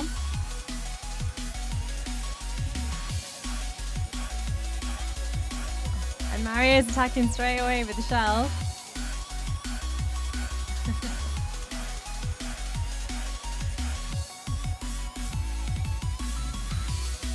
Isabel's moving up to second place. Mario's still in first though. Sliding through the chicanes. Managed to miss that banana. That's pretty good.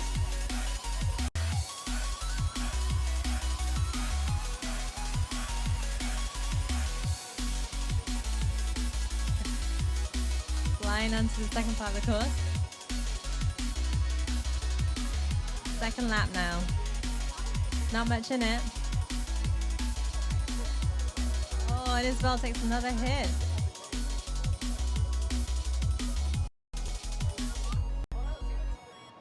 Oh, he just got squished. You have final lap now. And Mario's still in the first place. Come on, Isabel. Got some catching up to do. I feel like I fought all my life for this. This one part, this one third, I've always missed. Oh, Mario's in trouble. Just don't let it go. I started the fight, but now I'm losing. So will I fall again? I'm scared of fights, yet it was me who ran away. Isabel's moving now. Back up into third place. Mario's still in first. Not much left. Can see the finish line coming up.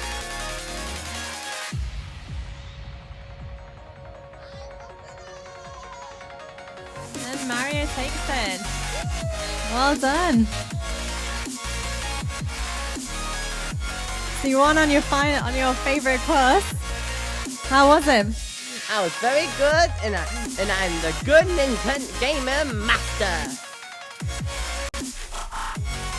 I don't know what to say to that, I guess so. How did you think it was for your first try on the Nintendo Switch Mario Kart?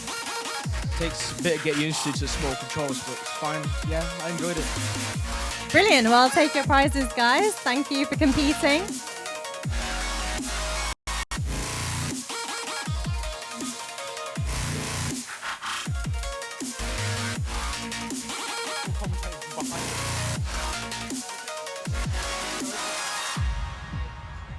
I'm going to hand over to James now, who's going to commentate right now.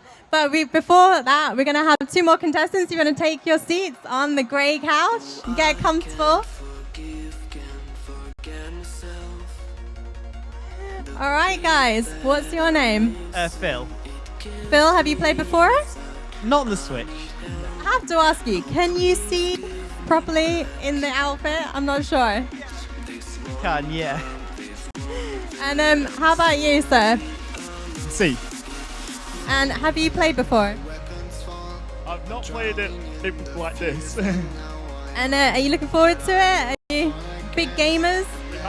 We have a big rivalry at Lancaster with a lot of the video games, so this is just going to be another.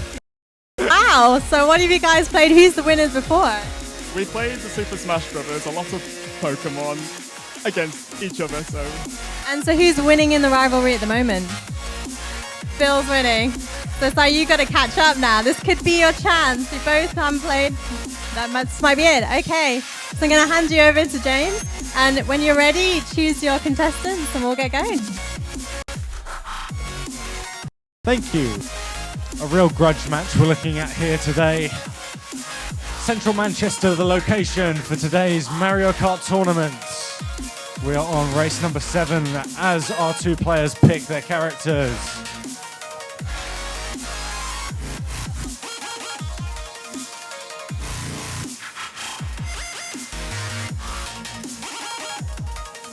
like to thank everyone for attending the Mcm bus stage today. More interviews tomorrow, as followed with another Mario Kart tournament.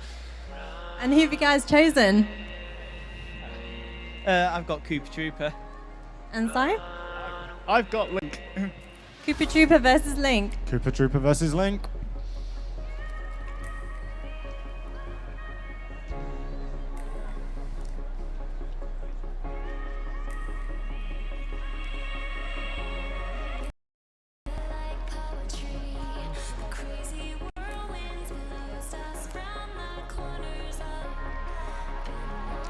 Well, the players are ready. The atmosphere is intense. I think it's time for a Mario Kart race. I think so. We're here at the Excite Bike Arena. Cooper Trooper versus Link.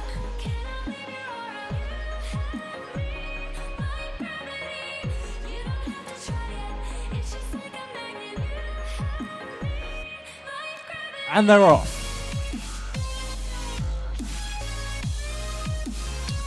Link and Cooper Trooper pretty much neck and neck here. It's the second and third battle going on at the moment. As Cooper Trooper works his way into first place and Link is just trailing behind. They're literally trading first and second at the moment. Link knocked out by Red Shell there, moving into third place, now fourth. Cooper Trooper making a giant lead here. Link has a lot of catching up to do as he's using those speed boosts, but Cooper Trooper has been held back a little bit, and they've literally swapped places here. It's first and third.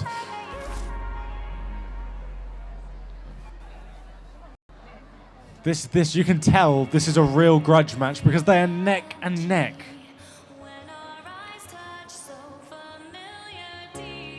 Now this is interesting because Cooper Trooper does have a red shell, so who knows what will happen next?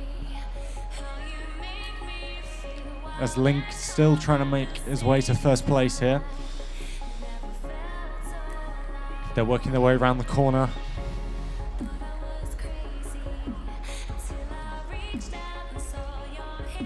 Link is using that speed boost, really trying to make up distance here.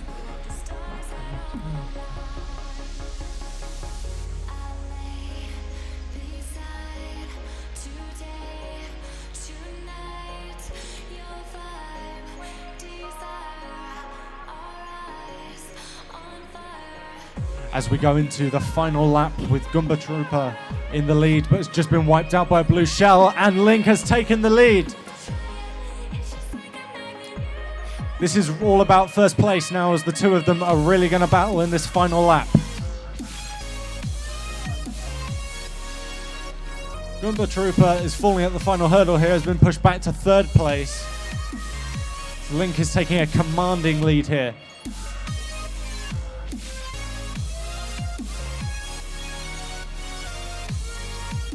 It's literally going to come down to the wire.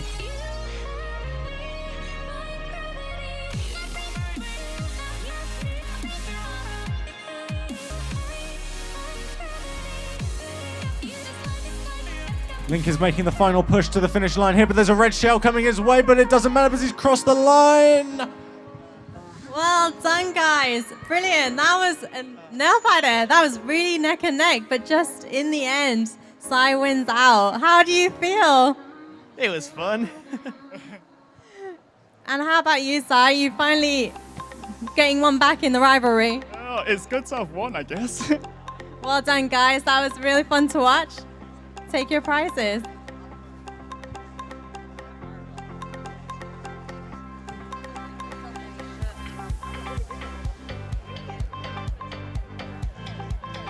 Okay, who do we have next taking the chair? I like it. We have some ladies up this time. So, what's your name? Kelly. And have you played before? Yes. And how are you? How good are you? I'd like to think I'm alright. I feel like you're playing it close to your chest though. You might be really good. I guess we'll find out. And how about you? Laura. So Kelly and Laura. So do you guys know each other? Oh, okay. And have you played before? Yeah, but not for a while. But I think I'm okay. Kind of like riding a bike, is it? Yeah, pretty much. And who are you guys going to choose? Probably Isabel. And how about you? Hey, click go. Click go. Okay, and so those are your normal players that you choose, or are these different ones for you? You always pick those ones. Great. Okay, well, James is going to commentate on this match. Thanks, Here Tandy. we go. As we wait for our players to select their characters, their carts, and select a track.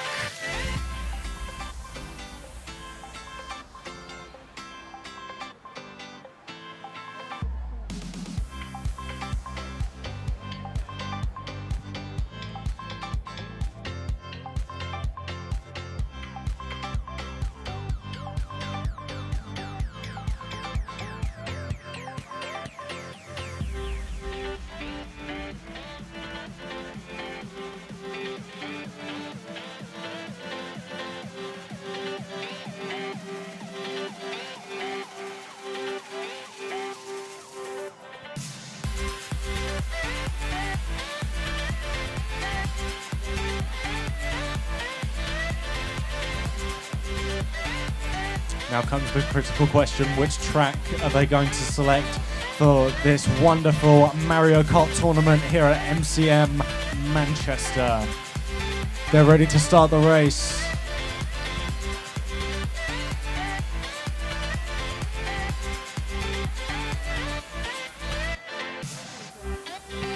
The players are ready. Is the audience ready? They're at a Nintendo DS favorite here of Tick Tock Clock as the countdown goes down, and they're off. It's going to be left and right because I have no idea which characters they are. But it's still close. It's first v third with the left in first place. Second, not too far behind. So we've got Isabel on the right, Ingrido on the left. Very much.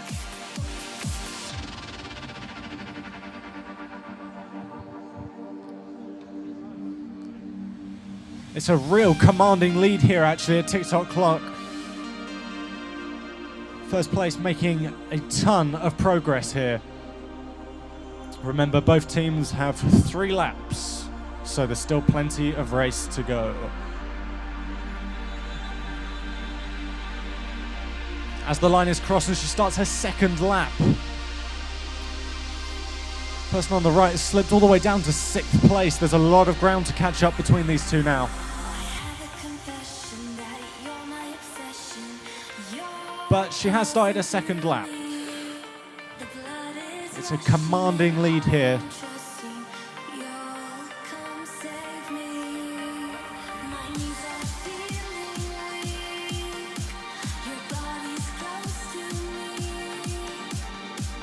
First place is absolutely bossing it.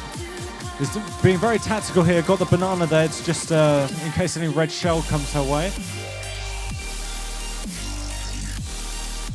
As she crosses the line for the third and final lap, folks. This is an incredibly fast performance.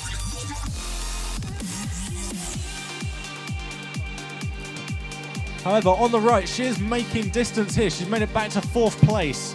Could we see a real surprise in this race as she makes it to 3rd?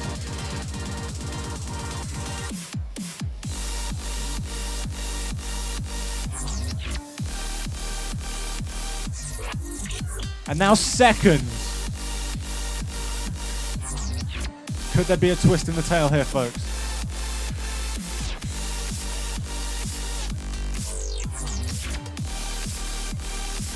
The finish line just there. And a blue shell has come down. Could there be a delay in the time? Doesn't matter anyway, she's crossed the line, 1st place. Well done, ladies. And there we go, crossing the line in 2nd. Fantastic.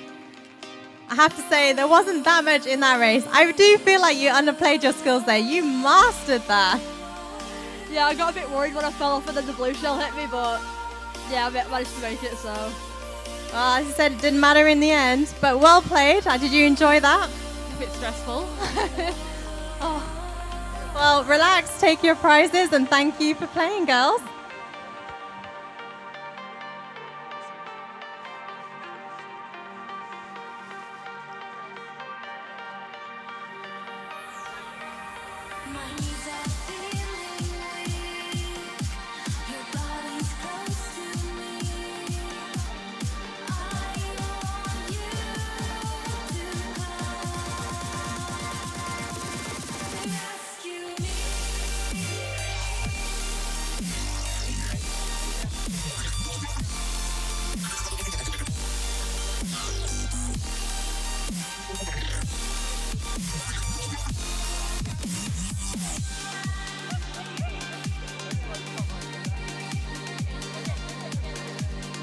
All right, next up, do you want to take your seat?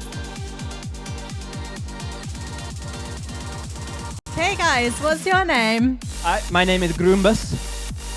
Grubus, where are you from? It's a Hungarian name, but I'm from England. Fantastic. Have you played before? Nope, I hate video games.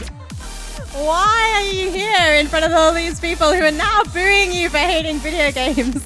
I love pain. Well, I hope this isn't too painful. You might find it a little bit of fun at least, but I have to ask you now, who are you playing against? Let's find out. Ben. So Ben versus Grimace. Ben, have you played before?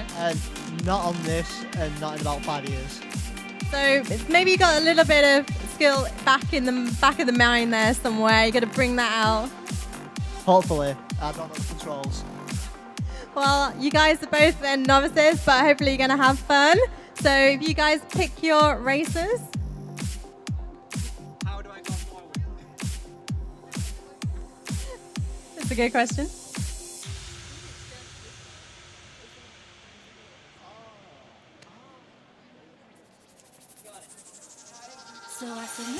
Getting the hang of the controls now.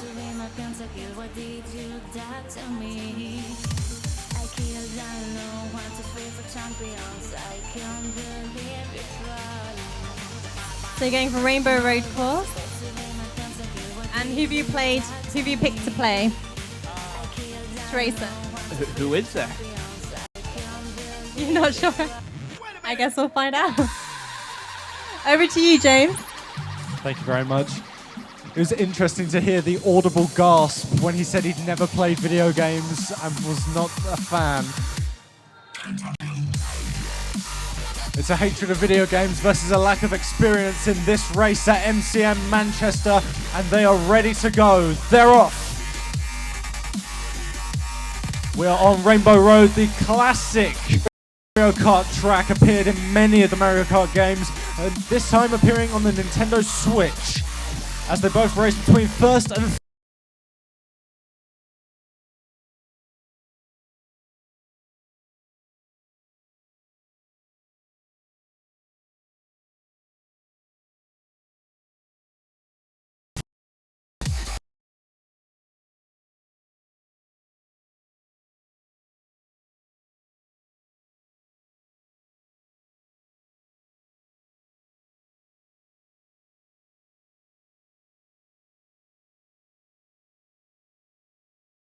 ground to catch up here.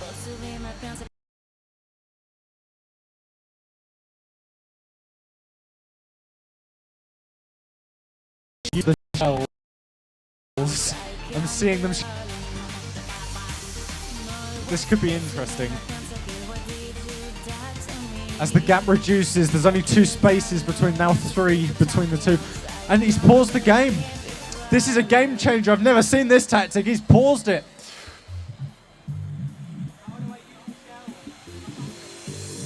He's figured out items there, throwing the bananas as he makes his way into second place.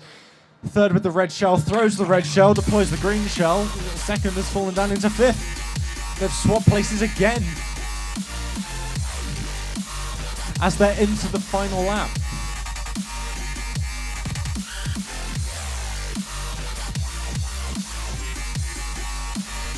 It's a first and fourth match at the moment. Can we see the comeback? Will there be a comeback? Who knows?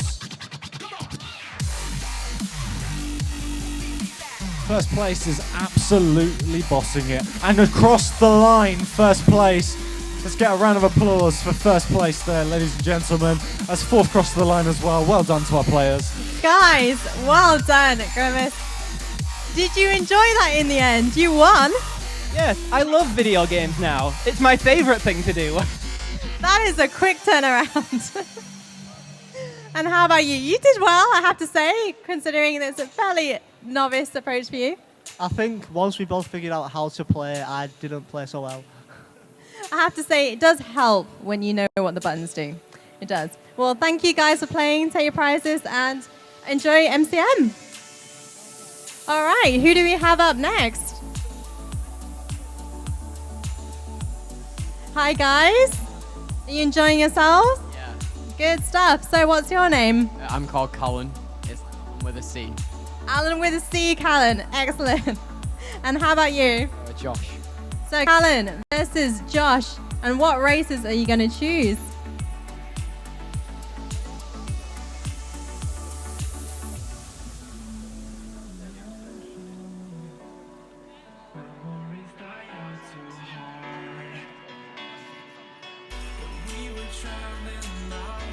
Who are you going for, Josh? Drive on. And is that Inkling Boy for you, Callan? So Inkling Boy.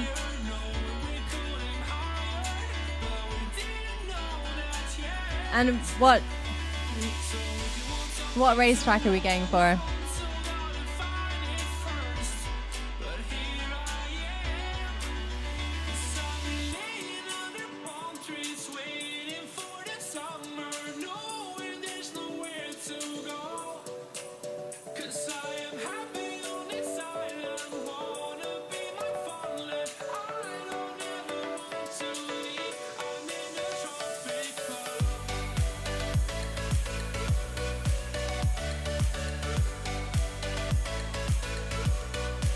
Starcraft, is that?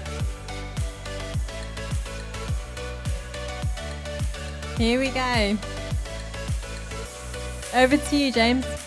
It looked as if they picked a random order for the track, so I wonder which track we're going to get. It's Royal Race, blah, blah, blah. It's Royal Raceway. That's a list. Yeah, here at MCM Manchester, and they are off. The race begins. And they're pretty much neck and neck here, actually. It's second and third. Both playing here very conservatively.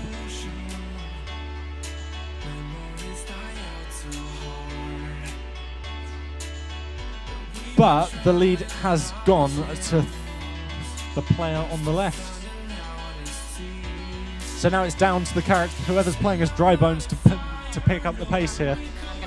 First v fourth, first v fifth. Using the speed boost, trying to reduce the gap between the two here. As the person in first place touches down with that parachute. And so does Dry Bones, who slips his way to sixth place. But does have some speed boosts at hand, so could reduce the gap.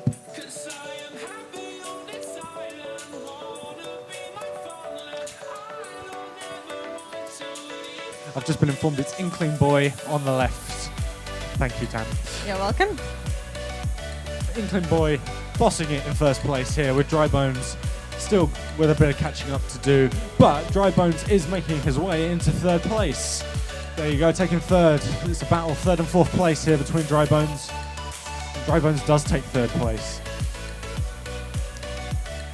As Inkling Kid is flying all the way across the map. Almost a double rainbow reference, not quite, internet culture, as Dry Bones here is trying to get the speed boosts. But it's a blue shell in there. First place held up, Inkling Kid has been held up there. Dry Bones in third. Could there be some late drama as Inkling Kid goes into the third and final lap, and Dry Bones has also just crossed the line. Not enough time if they want to steal a lead here. Inkling Kid trying to move as fast as possible to create as big a gap. As Dry Bones is pushed back to 6th place, 7th place, 8th place. Inkling Kid absolutely bossing this now. Not too much long left of the track. That made no sense. I don't care, I'm going to roll with it. Inkling Kid making his way into the final few turns here. Dry Bones trying to come back from 8th place. Blue shell there for Inkling Kid. Will it be enough for a comeback? I don't think so, but who knows? Inkling Kid edging over the line so slowly, but does finish, finishing first place. Round of applause, guys. As we now wait for Dry Bones, who just crosses the line there. Well done, both of you. I have to say that was possibly the slowest finish I have ever seen in the race. But well done, you're pretty much on first place for most of that. Thank you. I tried my best. And Josh, how was it for you? I know it was a little bit tumultuous, but you made up a few places in the end. I never played it before and I got bullied by the NPCs. Well done. You did great. Pick up your prizes, guys, on this side, and we're going to round with another set of contestants. Are you guys here to play, or are you just chilling out? Excellent. So, what's your name? Ihan. Ihan, have you played before? Once. How did you do? Not very good. I played against the guy who won then, and I lost, of course. He's really good. Well, you can only get better, right? And how about you? What's your name? Caleb. Caleb. Yeah, and the one who just won's my cousin. Ah, so have you practiced with him? Yes, I have actually. And how did you fare? Got so close to beating him, and then a blue shell hit me, so... Oh, so maybe now this is time for your comeback. Yeah. Well, good luck, guys. Who are you choosing to race today?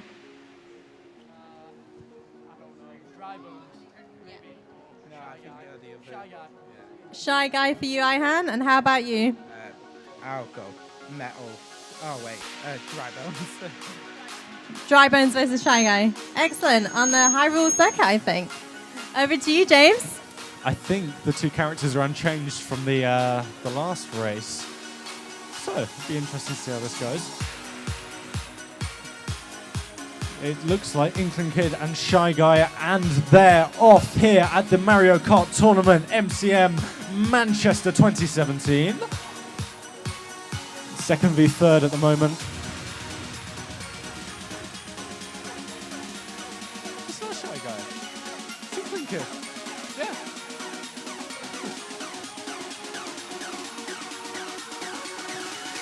Fifth and third between Inkling Kid and Dry Bones. Dry Bones with the lead, of course. Inkling Kid slipping back to 6th place, but regains 5th. Only 2 spaces between the two. Inkling Kid with the red shells. Dry Bones edging his way into 2nd place. Inkling Kid into 4th. Both on their first lap.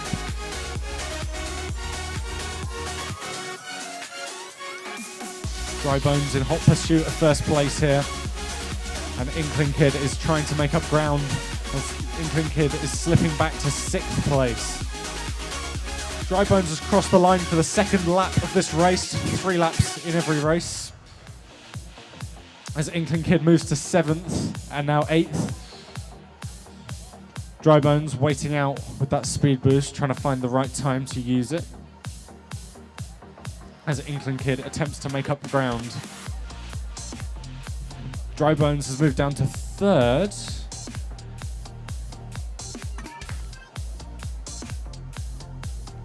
And Inkling Kid crosses the bridge, but does have the all-important golden mushroom. As Dry Bones is now in 2nd place, Inkling Kid in 6th here. Blue Shell hitting 1st place. Could Dry Bones take the lead here? Yes, Dry Bones does. Dry Bones beating not only the NPCs, but also Inkling Kid, who moves up to 5th place.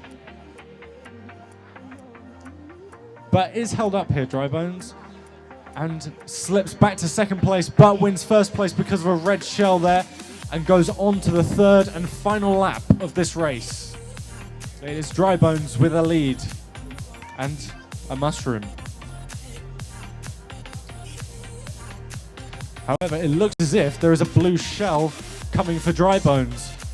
Could this be a problem? He's going down, but the blue shell kind of just didn't count because he was like being lifted out, so I guess he kind of dodged that one. Either way, Dry Bones moves to 2nd place, has his items stolen. Inkling Kid, 8th place, trying to regain ground here. Both are on the final lap of this race. Drybones waiting to find the right time to use those speed boosts, as Inkling Kid is trying to regain space from 9th place. Could this be a sprint finish? As Drybones moves into first place and could boost his way across the finish line. It's a first place finish for Drybones. Let's get a round of applause. Let's hear it, guys. A round of applause. Inkling Kid still making his way around the track. And crosses the line in 9th place. I said, well done, guy. I have to say, I think you made your comeback there. Yeah, I didn't know how to use the boost. So I was just driving with the item, so I didn't know what to do. I was just sad. You're just taking luggage with you. Yeah, pretty much. Well done, guys. Thanks for playing. Go and grab your prizes. And who's next up to play? Have a seat.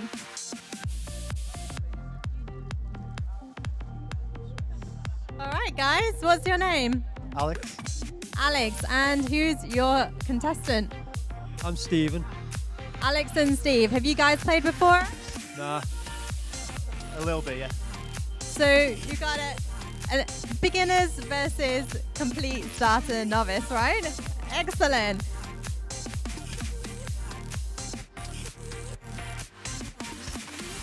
Which race are you going to go for?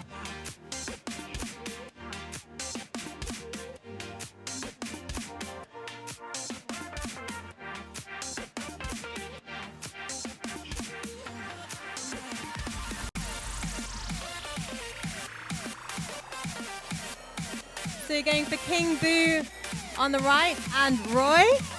Those are our two racers.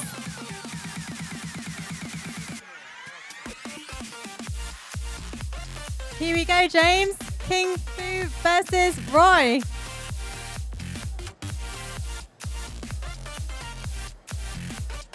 King Boo versus Roy. Thank you very much.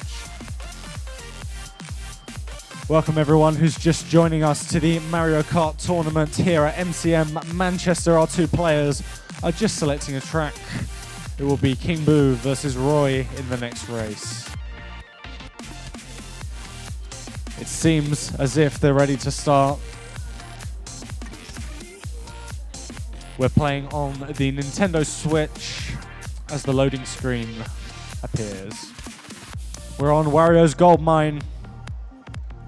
King Boo and Roy. It's gonna be a race. And it's gonna begin now. And they're off.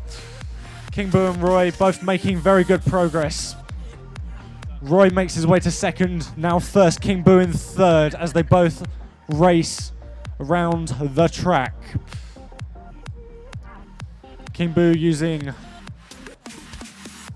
or waiting to use, there we go, uses the green shell and it goes off the edge of the bridge. Roy makes his way through the power-ups and Roy receives a green shell.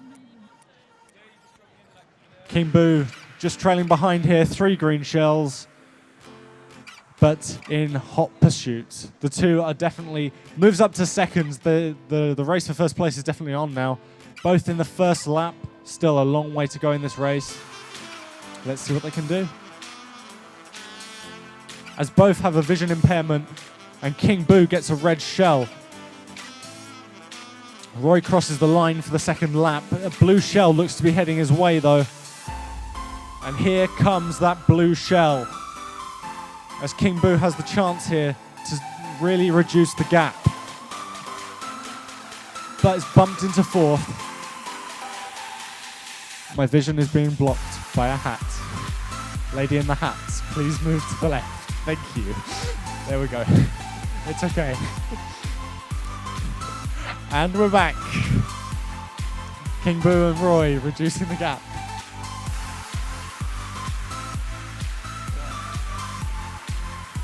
But Roy still holding a first place lead. King Boo in second though, trying to reduce the gap here. They are on the penultimate lap of this race. Could we see late drama in this race? Roy very cautiously making his way around the track. And is stopped by a shell. And there's a blue shell in there. King Boo taking second again. The question is, can King Boo take the lead as we're into the final lap of this race?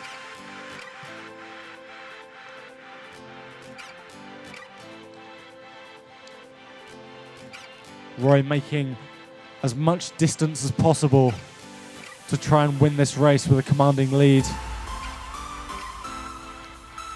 King Boo has a lot of ground to cover in order to catch Roy. Roy makes the corner, and Roy crosses the line in first place to be met with a blue shell. Let's get a round of applause for Roy in first place, ladies and gentlemen. Give it up for Roy. As King Boo just about grows back from being shrunk and is about to come around the corner towards the finish line here. The star power is on. And across the line, give a round of applause for the two players. Well done, guys. Done, Great guys. race. Excellent. How did you find that? Yeah, it was okay. You made it in the end. Oh well. Did you enjoy it? Yeah. Yeah, 2nd to 7th, not bad. I agree. I would do us. So please grab your prizes. Who have we got next? Do you want to take a seat?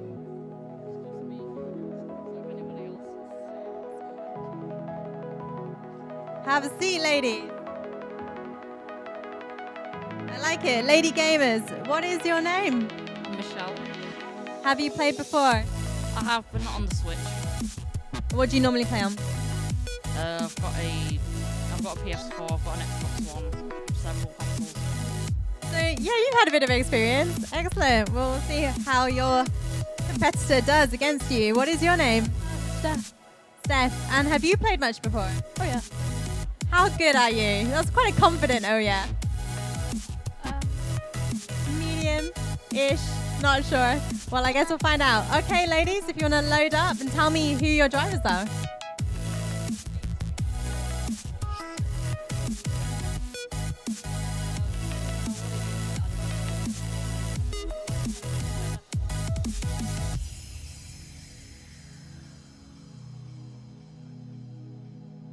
So you're going for the Grand Prix circuit?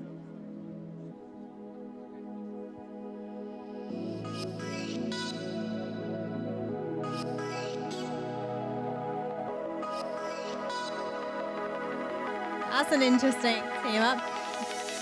Bowser versus Isabel.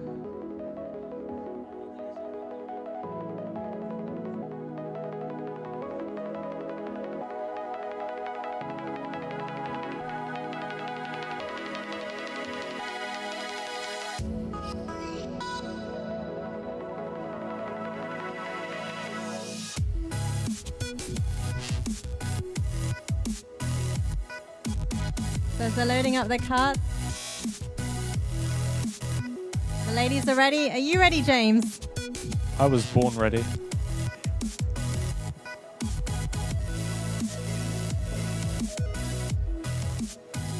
And it looks as if they're ready too to start the race.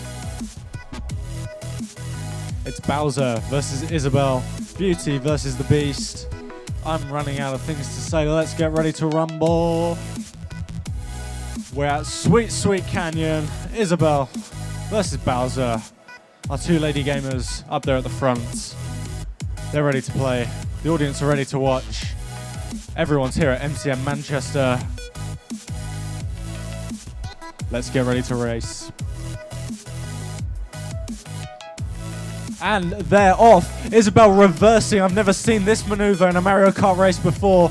Slipping the way to 11th place with Bowser up to 2nd. But Isabel has recovered from this. Isabel over to 3rd place. It's a 2nd v 3rd race in this first lap. As Bowser takes 1st. Isabel down to 4th. but regaining third. Recovering for the reverse at the very start of the race.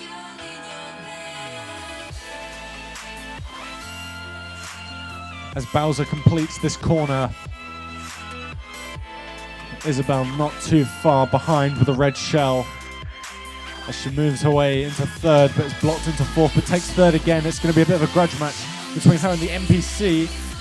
Bowser laying down the bananas, laying down the law, trying to stop anyone from taking that first place trophy as Bowser crosses the line for a second lap, but is blue shelled. What can Isabel do?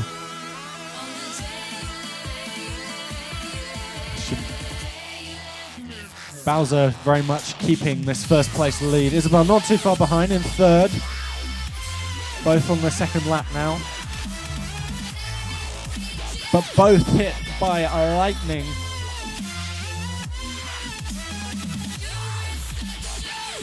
So it's a race between the two, first and third, as both of them regain back to normal size. Can Isabel reduce the gap is the big question here as she slips back to fourth place. Bowser taking a remarkable lead here.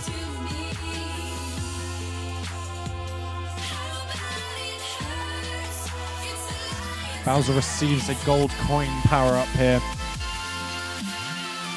and continues to dominate the track as Bowser crosses the line and goes into the final lap of this race. Isabel not too far behind here though, in fourth place, and crosses the line to the third. There's another blue shell here coming for Bowser, but it's not going to do too much damage. Interesting to see Bowser with the Hyrule kite flag umbrella thing.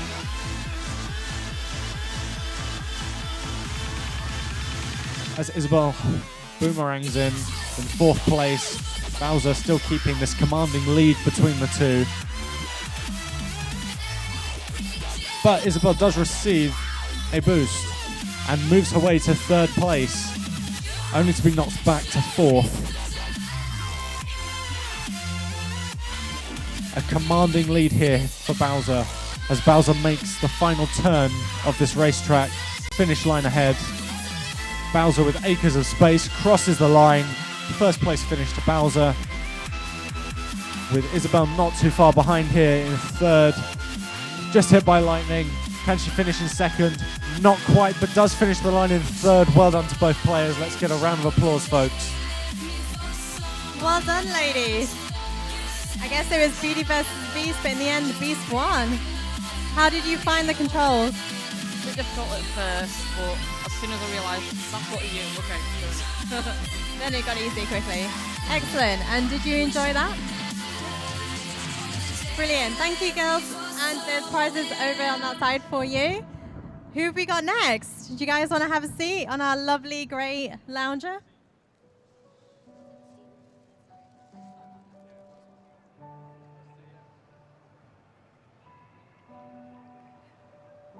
You can bring the little guitar with you, that's fine.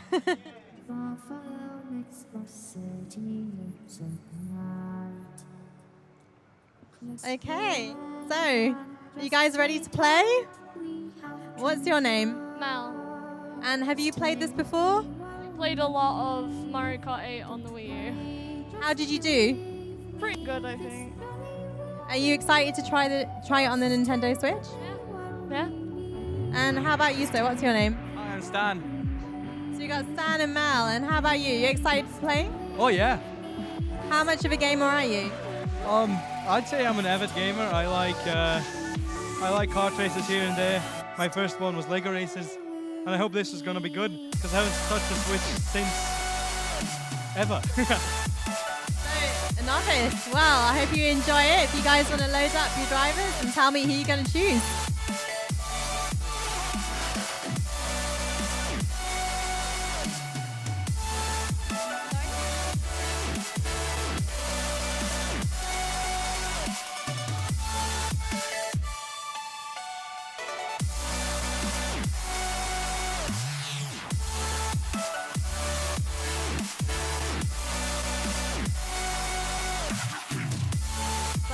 guys are starting on the next race at Piranha Plant Pipeway. James, you want to take it away? Thank you very much. Welcome to Piranha Pipeway. The race is on. I'd also just like to take this point to remind everyone that the races are going to continue tomorrow, same time, same stage. So if you're about 4 o'clock, come and join us.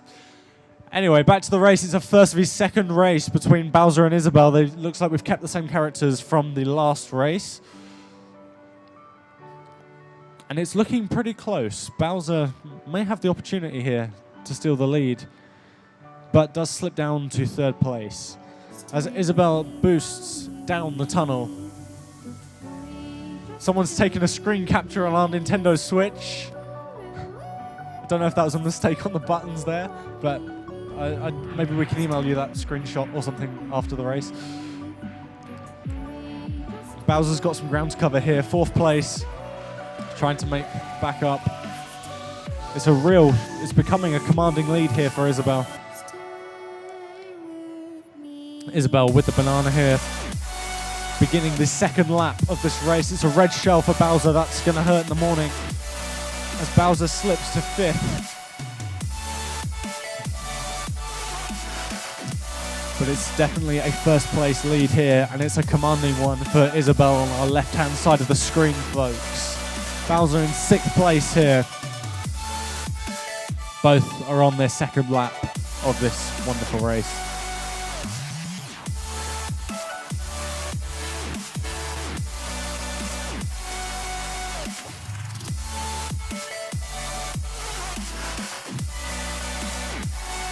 Bowser gets a speed boost here and moves to fifth very momentarily as Isabelle just lands on the other part of the track. There's an absolute dominating lead here for Isabelle on the left-hand side of our screens as she crosses the line. Mel. I'm being informed that the character's name is Mel, and I feel kind of embarrassed. Mel on the left side of the screen.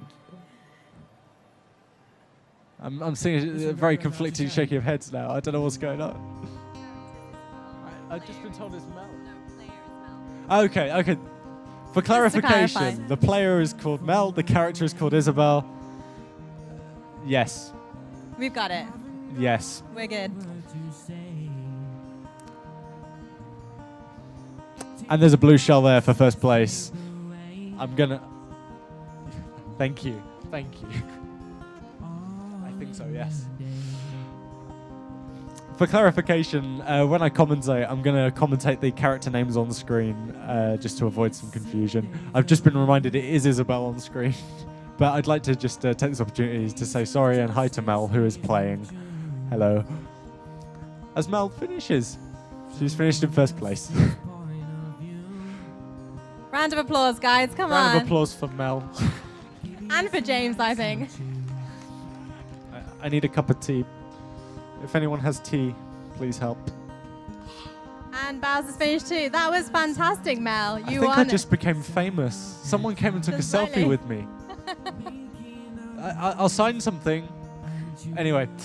Mel, Isabelle, we may as well just call you either now. I feel like you are Isabelle now. Well done. Isabelle. Isabelle, there we go. So, Isabelle, that was a commanding lead for most of that. Your skills clearly shone through there. How was it for you? It was really fun, honestly. I hadn't played this version yet, so I wasn't sure if I would actually do very well or not. Well, clearly the skills were still there. Stan, how about you? Bowser, poor guy. Well, it was really fun actually finding out the controls first. And it's a really fun game, really nice. Really nice to play as well. Excellent. Glad you guys enjoyed it. There's a prize over here with our lovely James.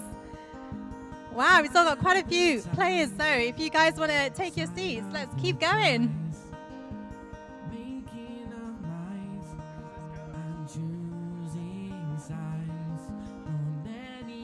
Isabelle, love it.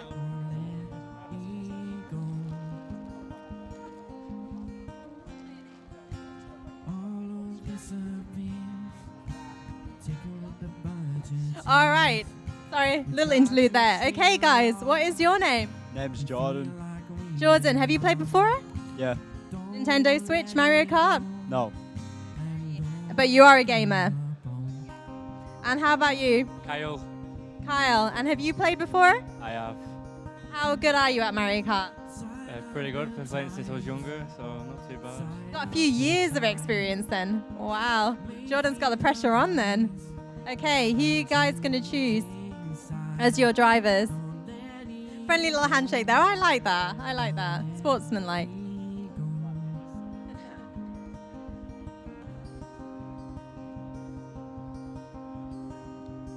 Okay, so who are you choosing?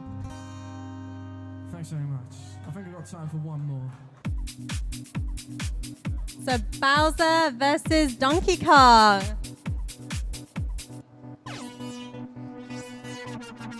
It's a battle of bulk, I see.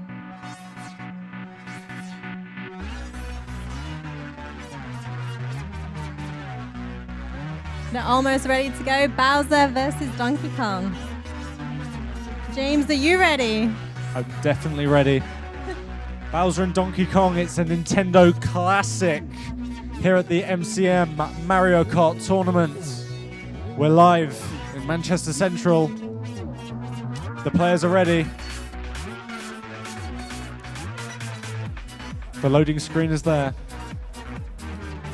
It's nice to see a bit of sportsmanship. I think so. A bit of shaking hands there. That's cool. I approve. We're on Animal Crossing Nintendo DS Classic. 2 Nintendo characters here that are classics. Donkey Kong, Bowser. And they're off.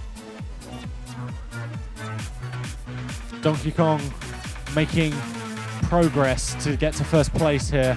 Bowser not far behind either in third. This could be quite a close race.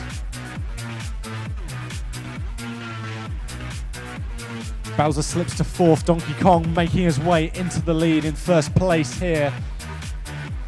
Bowser makes touchdown, but Bowser is slowing down. There we go. Bowser's found the accelerator there. Fifth. Donkey Kong slipping back to second place as they go around the corner here. Donkey Kong picking up a power up, and it's going to be that music box horn. I'm not sure what it is. It's new. Bowser in 8th place with a red shell. Bowser making his way around the corners here. Donkey Kong regaining the lead though. First place lead for Donkey Kong. Held not too far behind by Waluigi. There's also a Bullet Bill making its way across the track.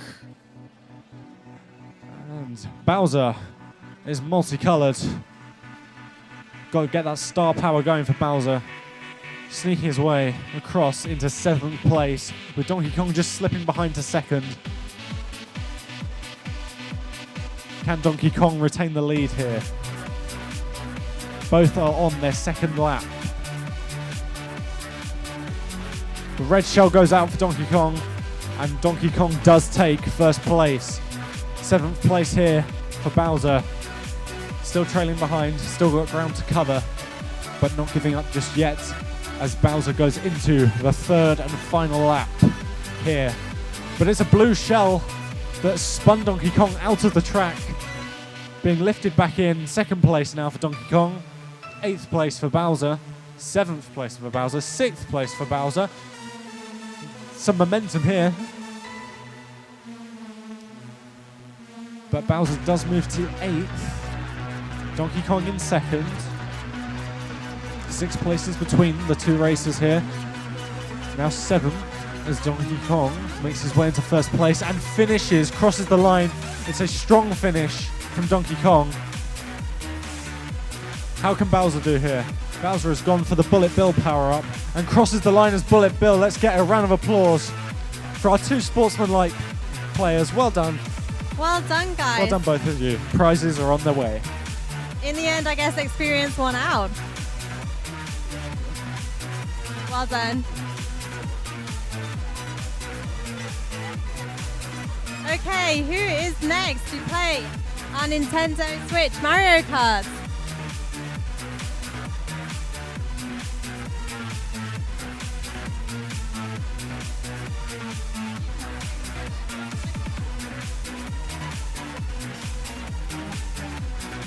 Great. So, who do we have next? What's your name? Brad. Have you played before, Brad? What do you think of it watching it so far? It's alright. And how about you? I'm called Jack, but I prefer to be referred to as Akuma. Okay, fair enough. And who are you going to choose to play with today? Well, you'll just have to find out. 4 on the Wii U. Okay, did you enjoy it on the Wii U? Yes. Excellent. Well, hopefully you guys will both enjoy it on the Nintendo Switch. When you're ready, choose your players.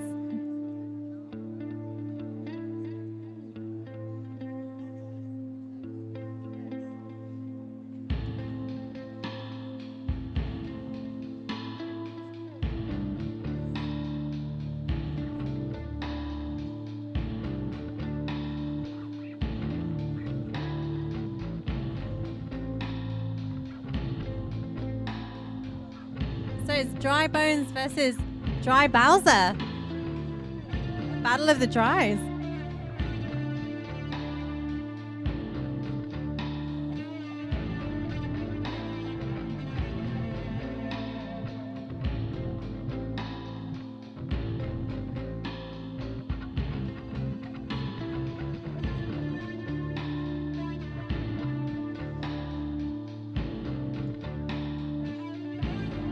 Players are almost ready.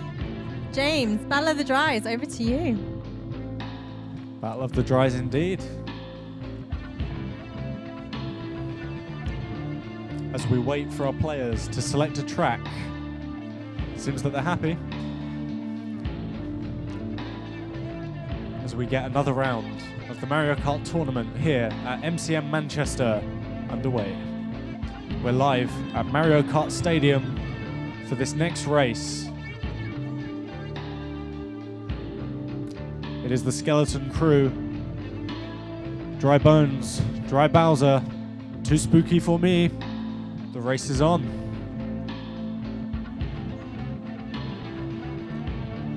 And they're off.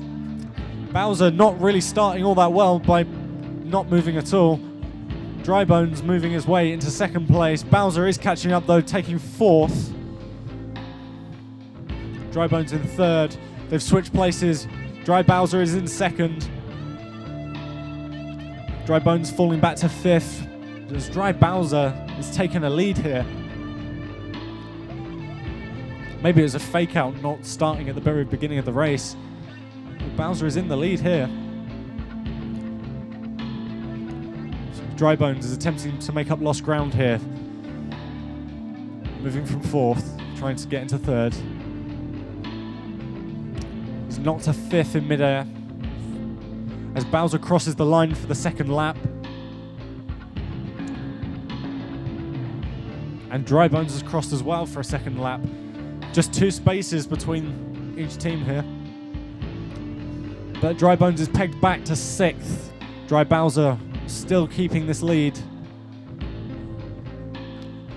Just wheeling away to victory here. Get it because they got wheels. Never mind. I got it. Yeah, I feel accepted now. Both have got their vision impaired here. Just a reminder, it's Dry Bones in 8th place, Bowser in 1st. Mario Kart tournament will continue tomorrow, 4 o'clock, same time, same place, as Bowser goes into the 3rd and final lap. And Dry Bones goes into midair, coming close to finishing.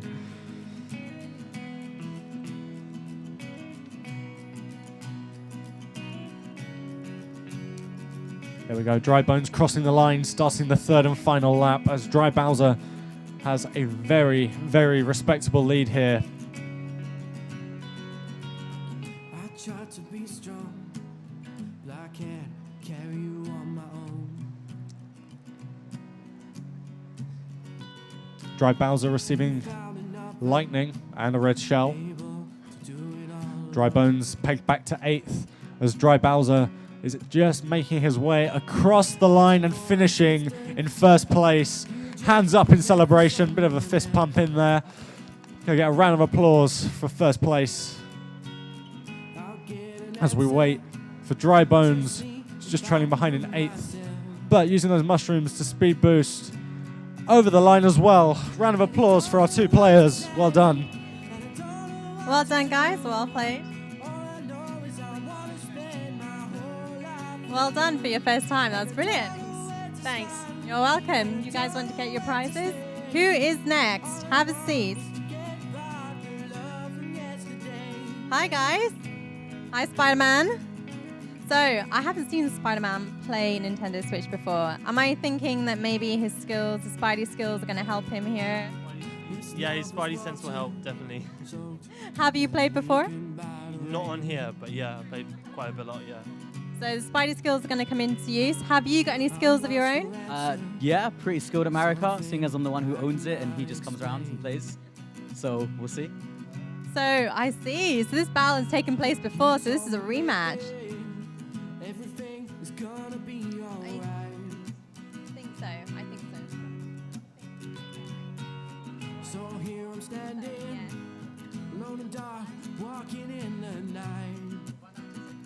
I guess you will find out soon as you guys load up your players.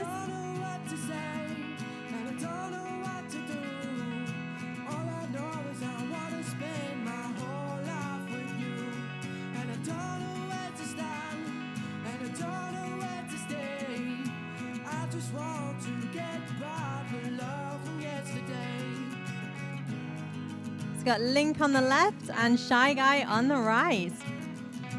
Oh, we're choosing colors here for Shy Guy.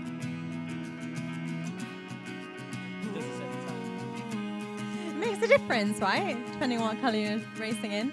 Okay, so Link versus Shy Guy. James, what do you make of that match? It's Spider-Man Red for Shy Guy.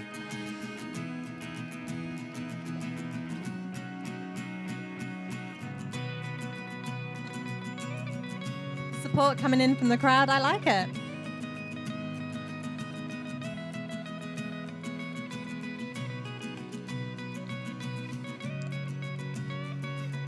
For those of you just joining, I'll try that again.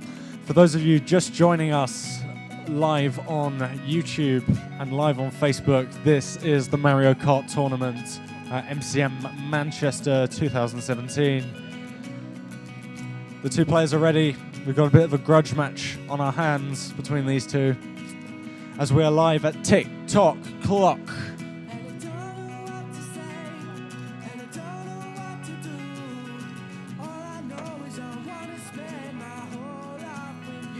All of the carts are in position. The crowd are raring to go. And they're off. We've got Link on our left, Shy Guy on the right, as both of them are trying their best to get as good a lead as they can get to start this race.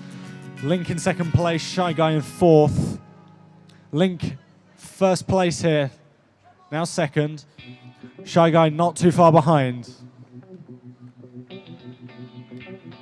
As Shy Guy slips to fifth, Link is in first. And you can tell Link has done this before as he's absolutely bossing the TikTok Clock course. Shy Guy behind in fifth. Shy Guy now in sixth. Link falls to second. Now third. Now second again. But Link falls off the edge and has moved to third place. Could Shy Guy have the chance to catch up here? Possibly.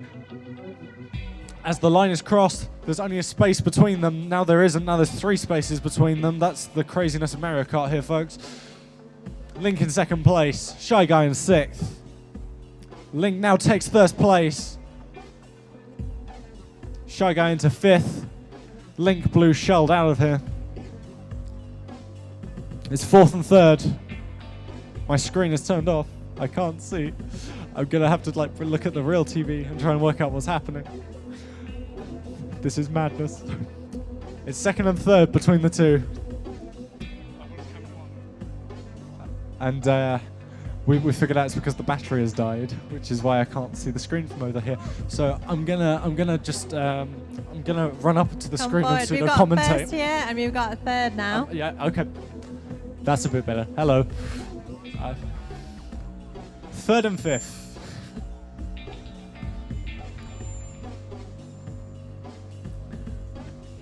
as Link moves his way into first place here, folks. Shy Guy not far behind, fourth place, third place. Lots of crowd support down here for Spider-Man. I'm hearing support for Link as well. This is a real political one. It's second and third, first and second. This could be a very tight race. They're right behind each other now. Bananas are going down, and they've just finished. It's been a very close race. Let's get a round of applause. Spider-Man just lucking out there. Well done, guys. That is the tightest race that we've seen. Wow. How does it feel? Feels good. Feels good. Just edged him out there. Well, no, I had a lead throughout. I had the lead throughout the entire thing. So you're taking that. You got that one. Spidey, in the end, the sensors didn't help. It didn't help in the end, but the best man won, so. Oh, very nice. Sportsmanlike again. We love it. Well done, guys. Grab your prize.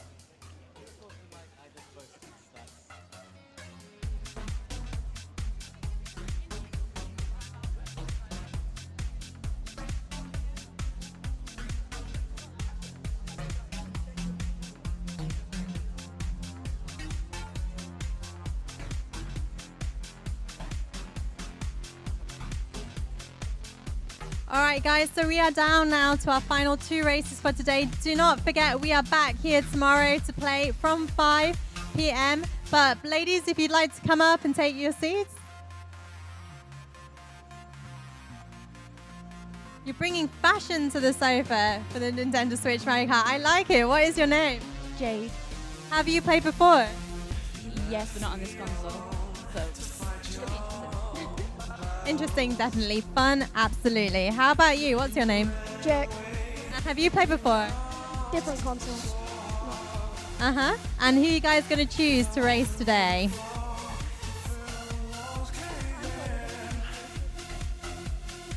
I'm probably going to choose Yoshi. Yoshi, always a good choice, one of my favorites. How about you? Rosaline? Rosaline, nice. Luigi versus Rosaline. What has happened to the screen? Here we go. We're back. Crisis averted.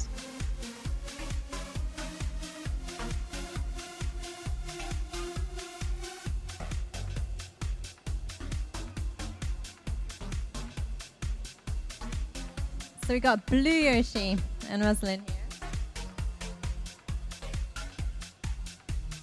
This is a cute race, I think.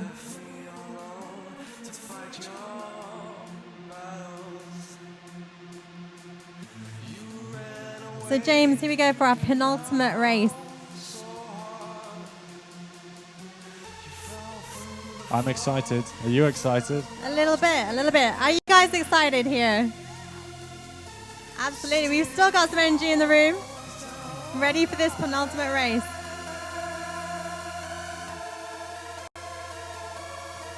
As the players are ready and the loading screen is going to take us to a track. In this penultimate Mario Kart tournament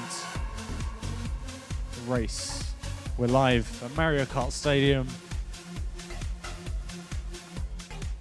It's a head-to-head match.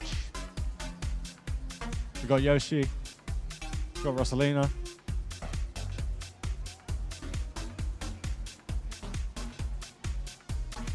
And they're off.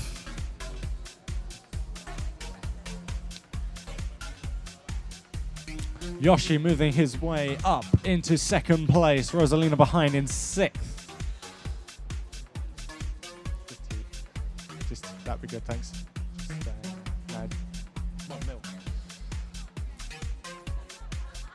Rosalina up to 3rd. There's been a switch in the lead. As Yoshi is going to attempt to regain the lead from 6th place, moving up to 5th. Rosalina's in 1st. Yoshi in 4th. The two of them both on their first lap. As Rosalina begins the 2nd. And is hit by a red shell. Yoshi trying to catch up ground. And Yoshi begins the 2nd lap.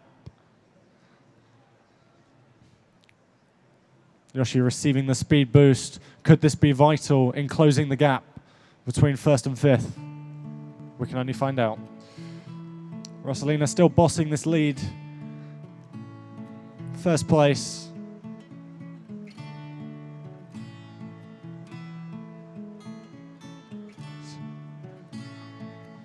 Yoshi with the plant gun cannon thing, shooting all the races,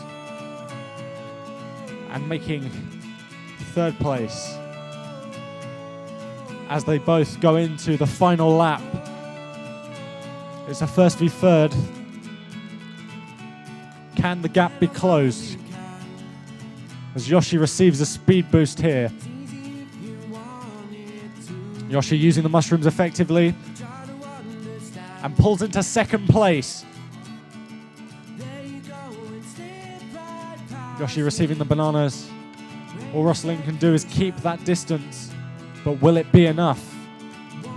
As a red shell comes in and hits Yoshi, pinning Yoshi back to third. Rosalina can run away with this if she needs to. Rosalina crosses the line in first place. And Yoshi not too far behind, finishing in fourth. Let's get a round of applause for our two players. Brilliant. I have to say, you commanded the end of that race. First all the way, pretty much. You tried, but not quite made it in the end. Well done, guys. Come and collect your prizes.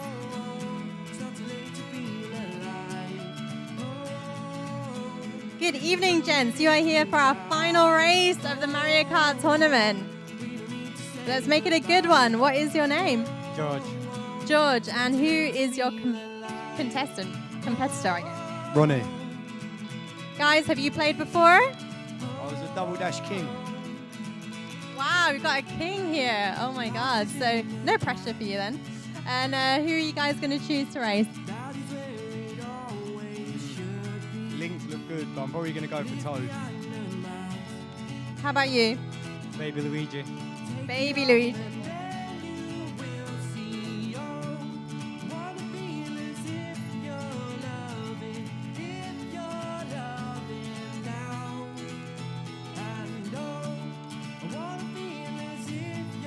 So this is the final race. I'm excited to see this one.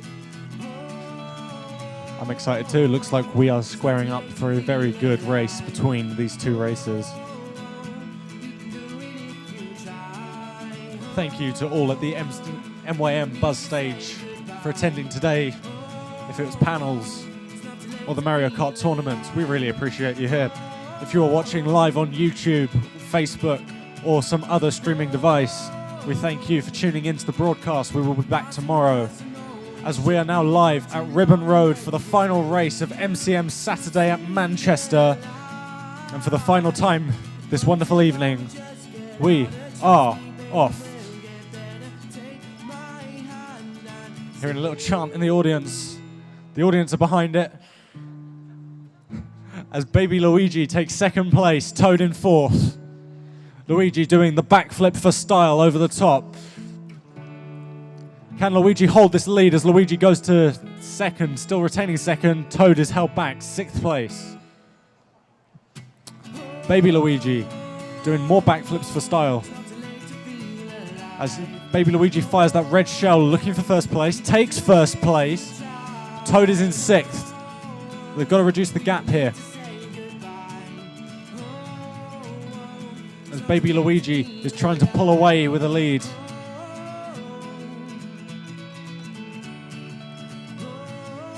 Toad up to fourth place. Baby Luigi held back and hit by a red shell just before the line to cross for the second lap. Baby Luigi in second, but crosses the line and begins the second lap. Toad is in fifth and just crossing the line to begin the second lap as well.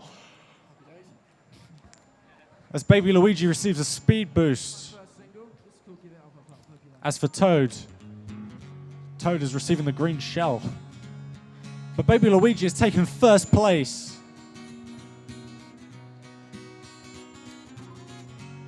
Toad is being pegged back, ninth place. The gap is getting larger between these two racers.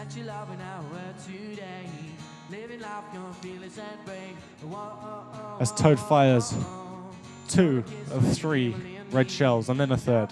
And Bullet Bill is being used. Can Toad make the ground up as a blue shell has also been used?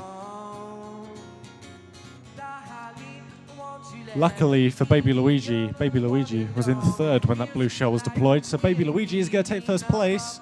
Toad up to 5th. Baby Luigi into the 3rd lap, as well as Toad. One last lap here at MCM Manchester 2017.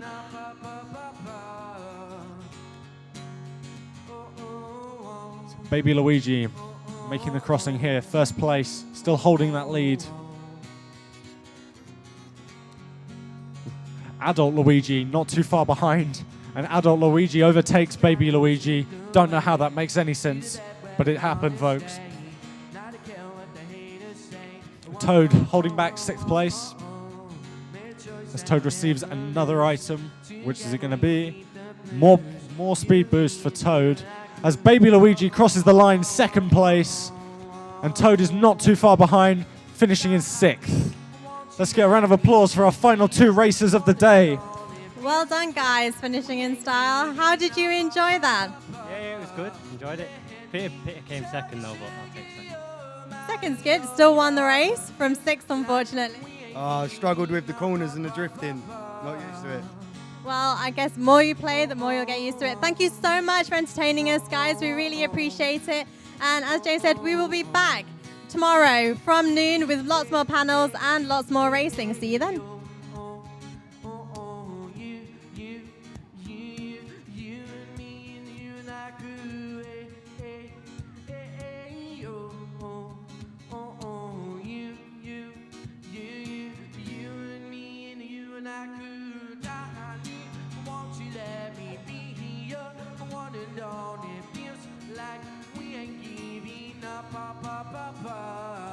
Let me tell you straight, you're my only lover. Feels like we ain't giving up.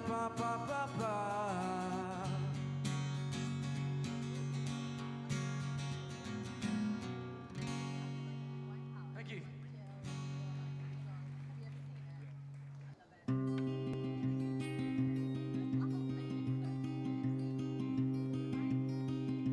Letters sent and thrown away. Haven't got a word to say. Ticking boxes pave the way. All in a day.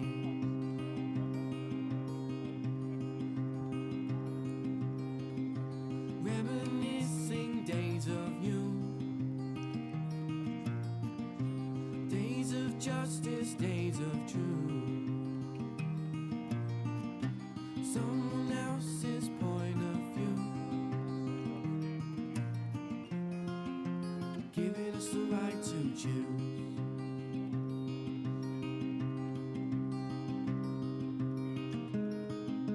Sign of the times, sign of the times, making up minds and choosing sides.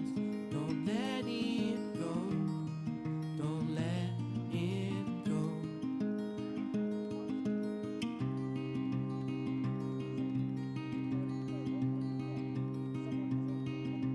Desperation fills the air, bringing people to despair. On the streets now for our rights, giving us the chance to fight.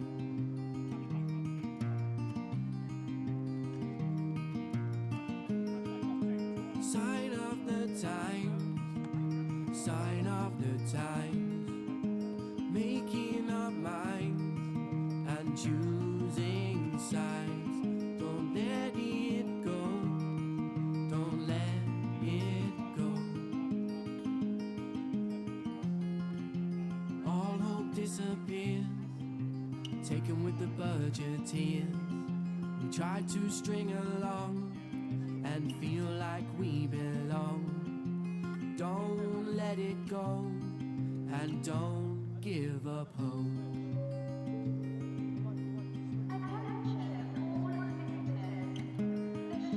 Sign of the time, sign of the time, making up minds and choosing sides. Don't let it go, don't let it go.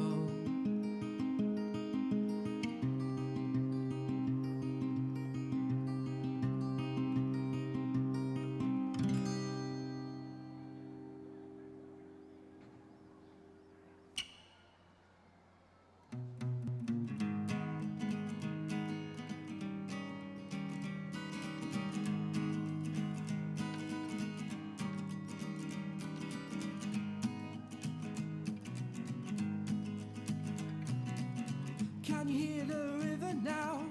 Can you hear that muddy water flow? Water flow. Can you feel the water now? Can you feel the water at your toes? At your toes. At your toes. Push a coin in a broken tree. Push a coin and really wish to see. Wish to see. See the sunlight shining bright. See the sunlight shining bright on me. On me. On me.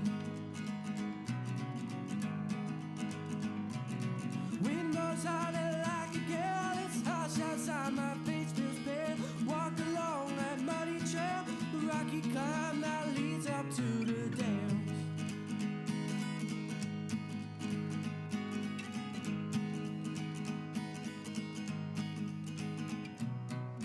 Do you know where we're heading now? To the place where the silence seems to grow. To grow. All we hear is the ocean breeze. Time ticks on and it's getting hard to breathe. To breathe. To breathe. Light fades and the sun goes down. The sound of vultures circles all around. Around. See the water on the ground. See the water rushing, gushing down. Down. Oh, down.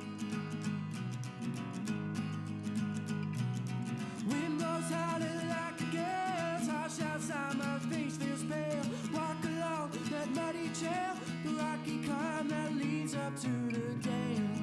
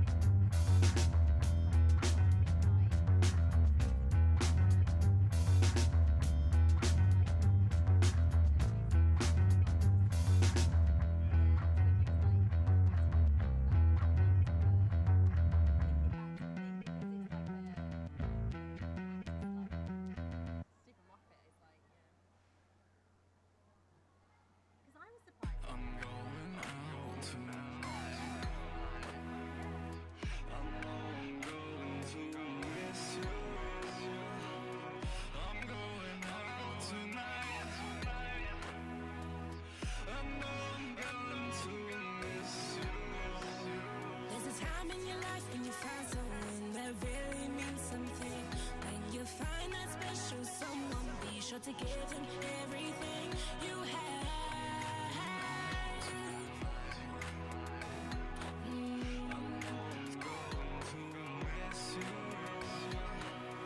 When you're gone, I'll be loving you.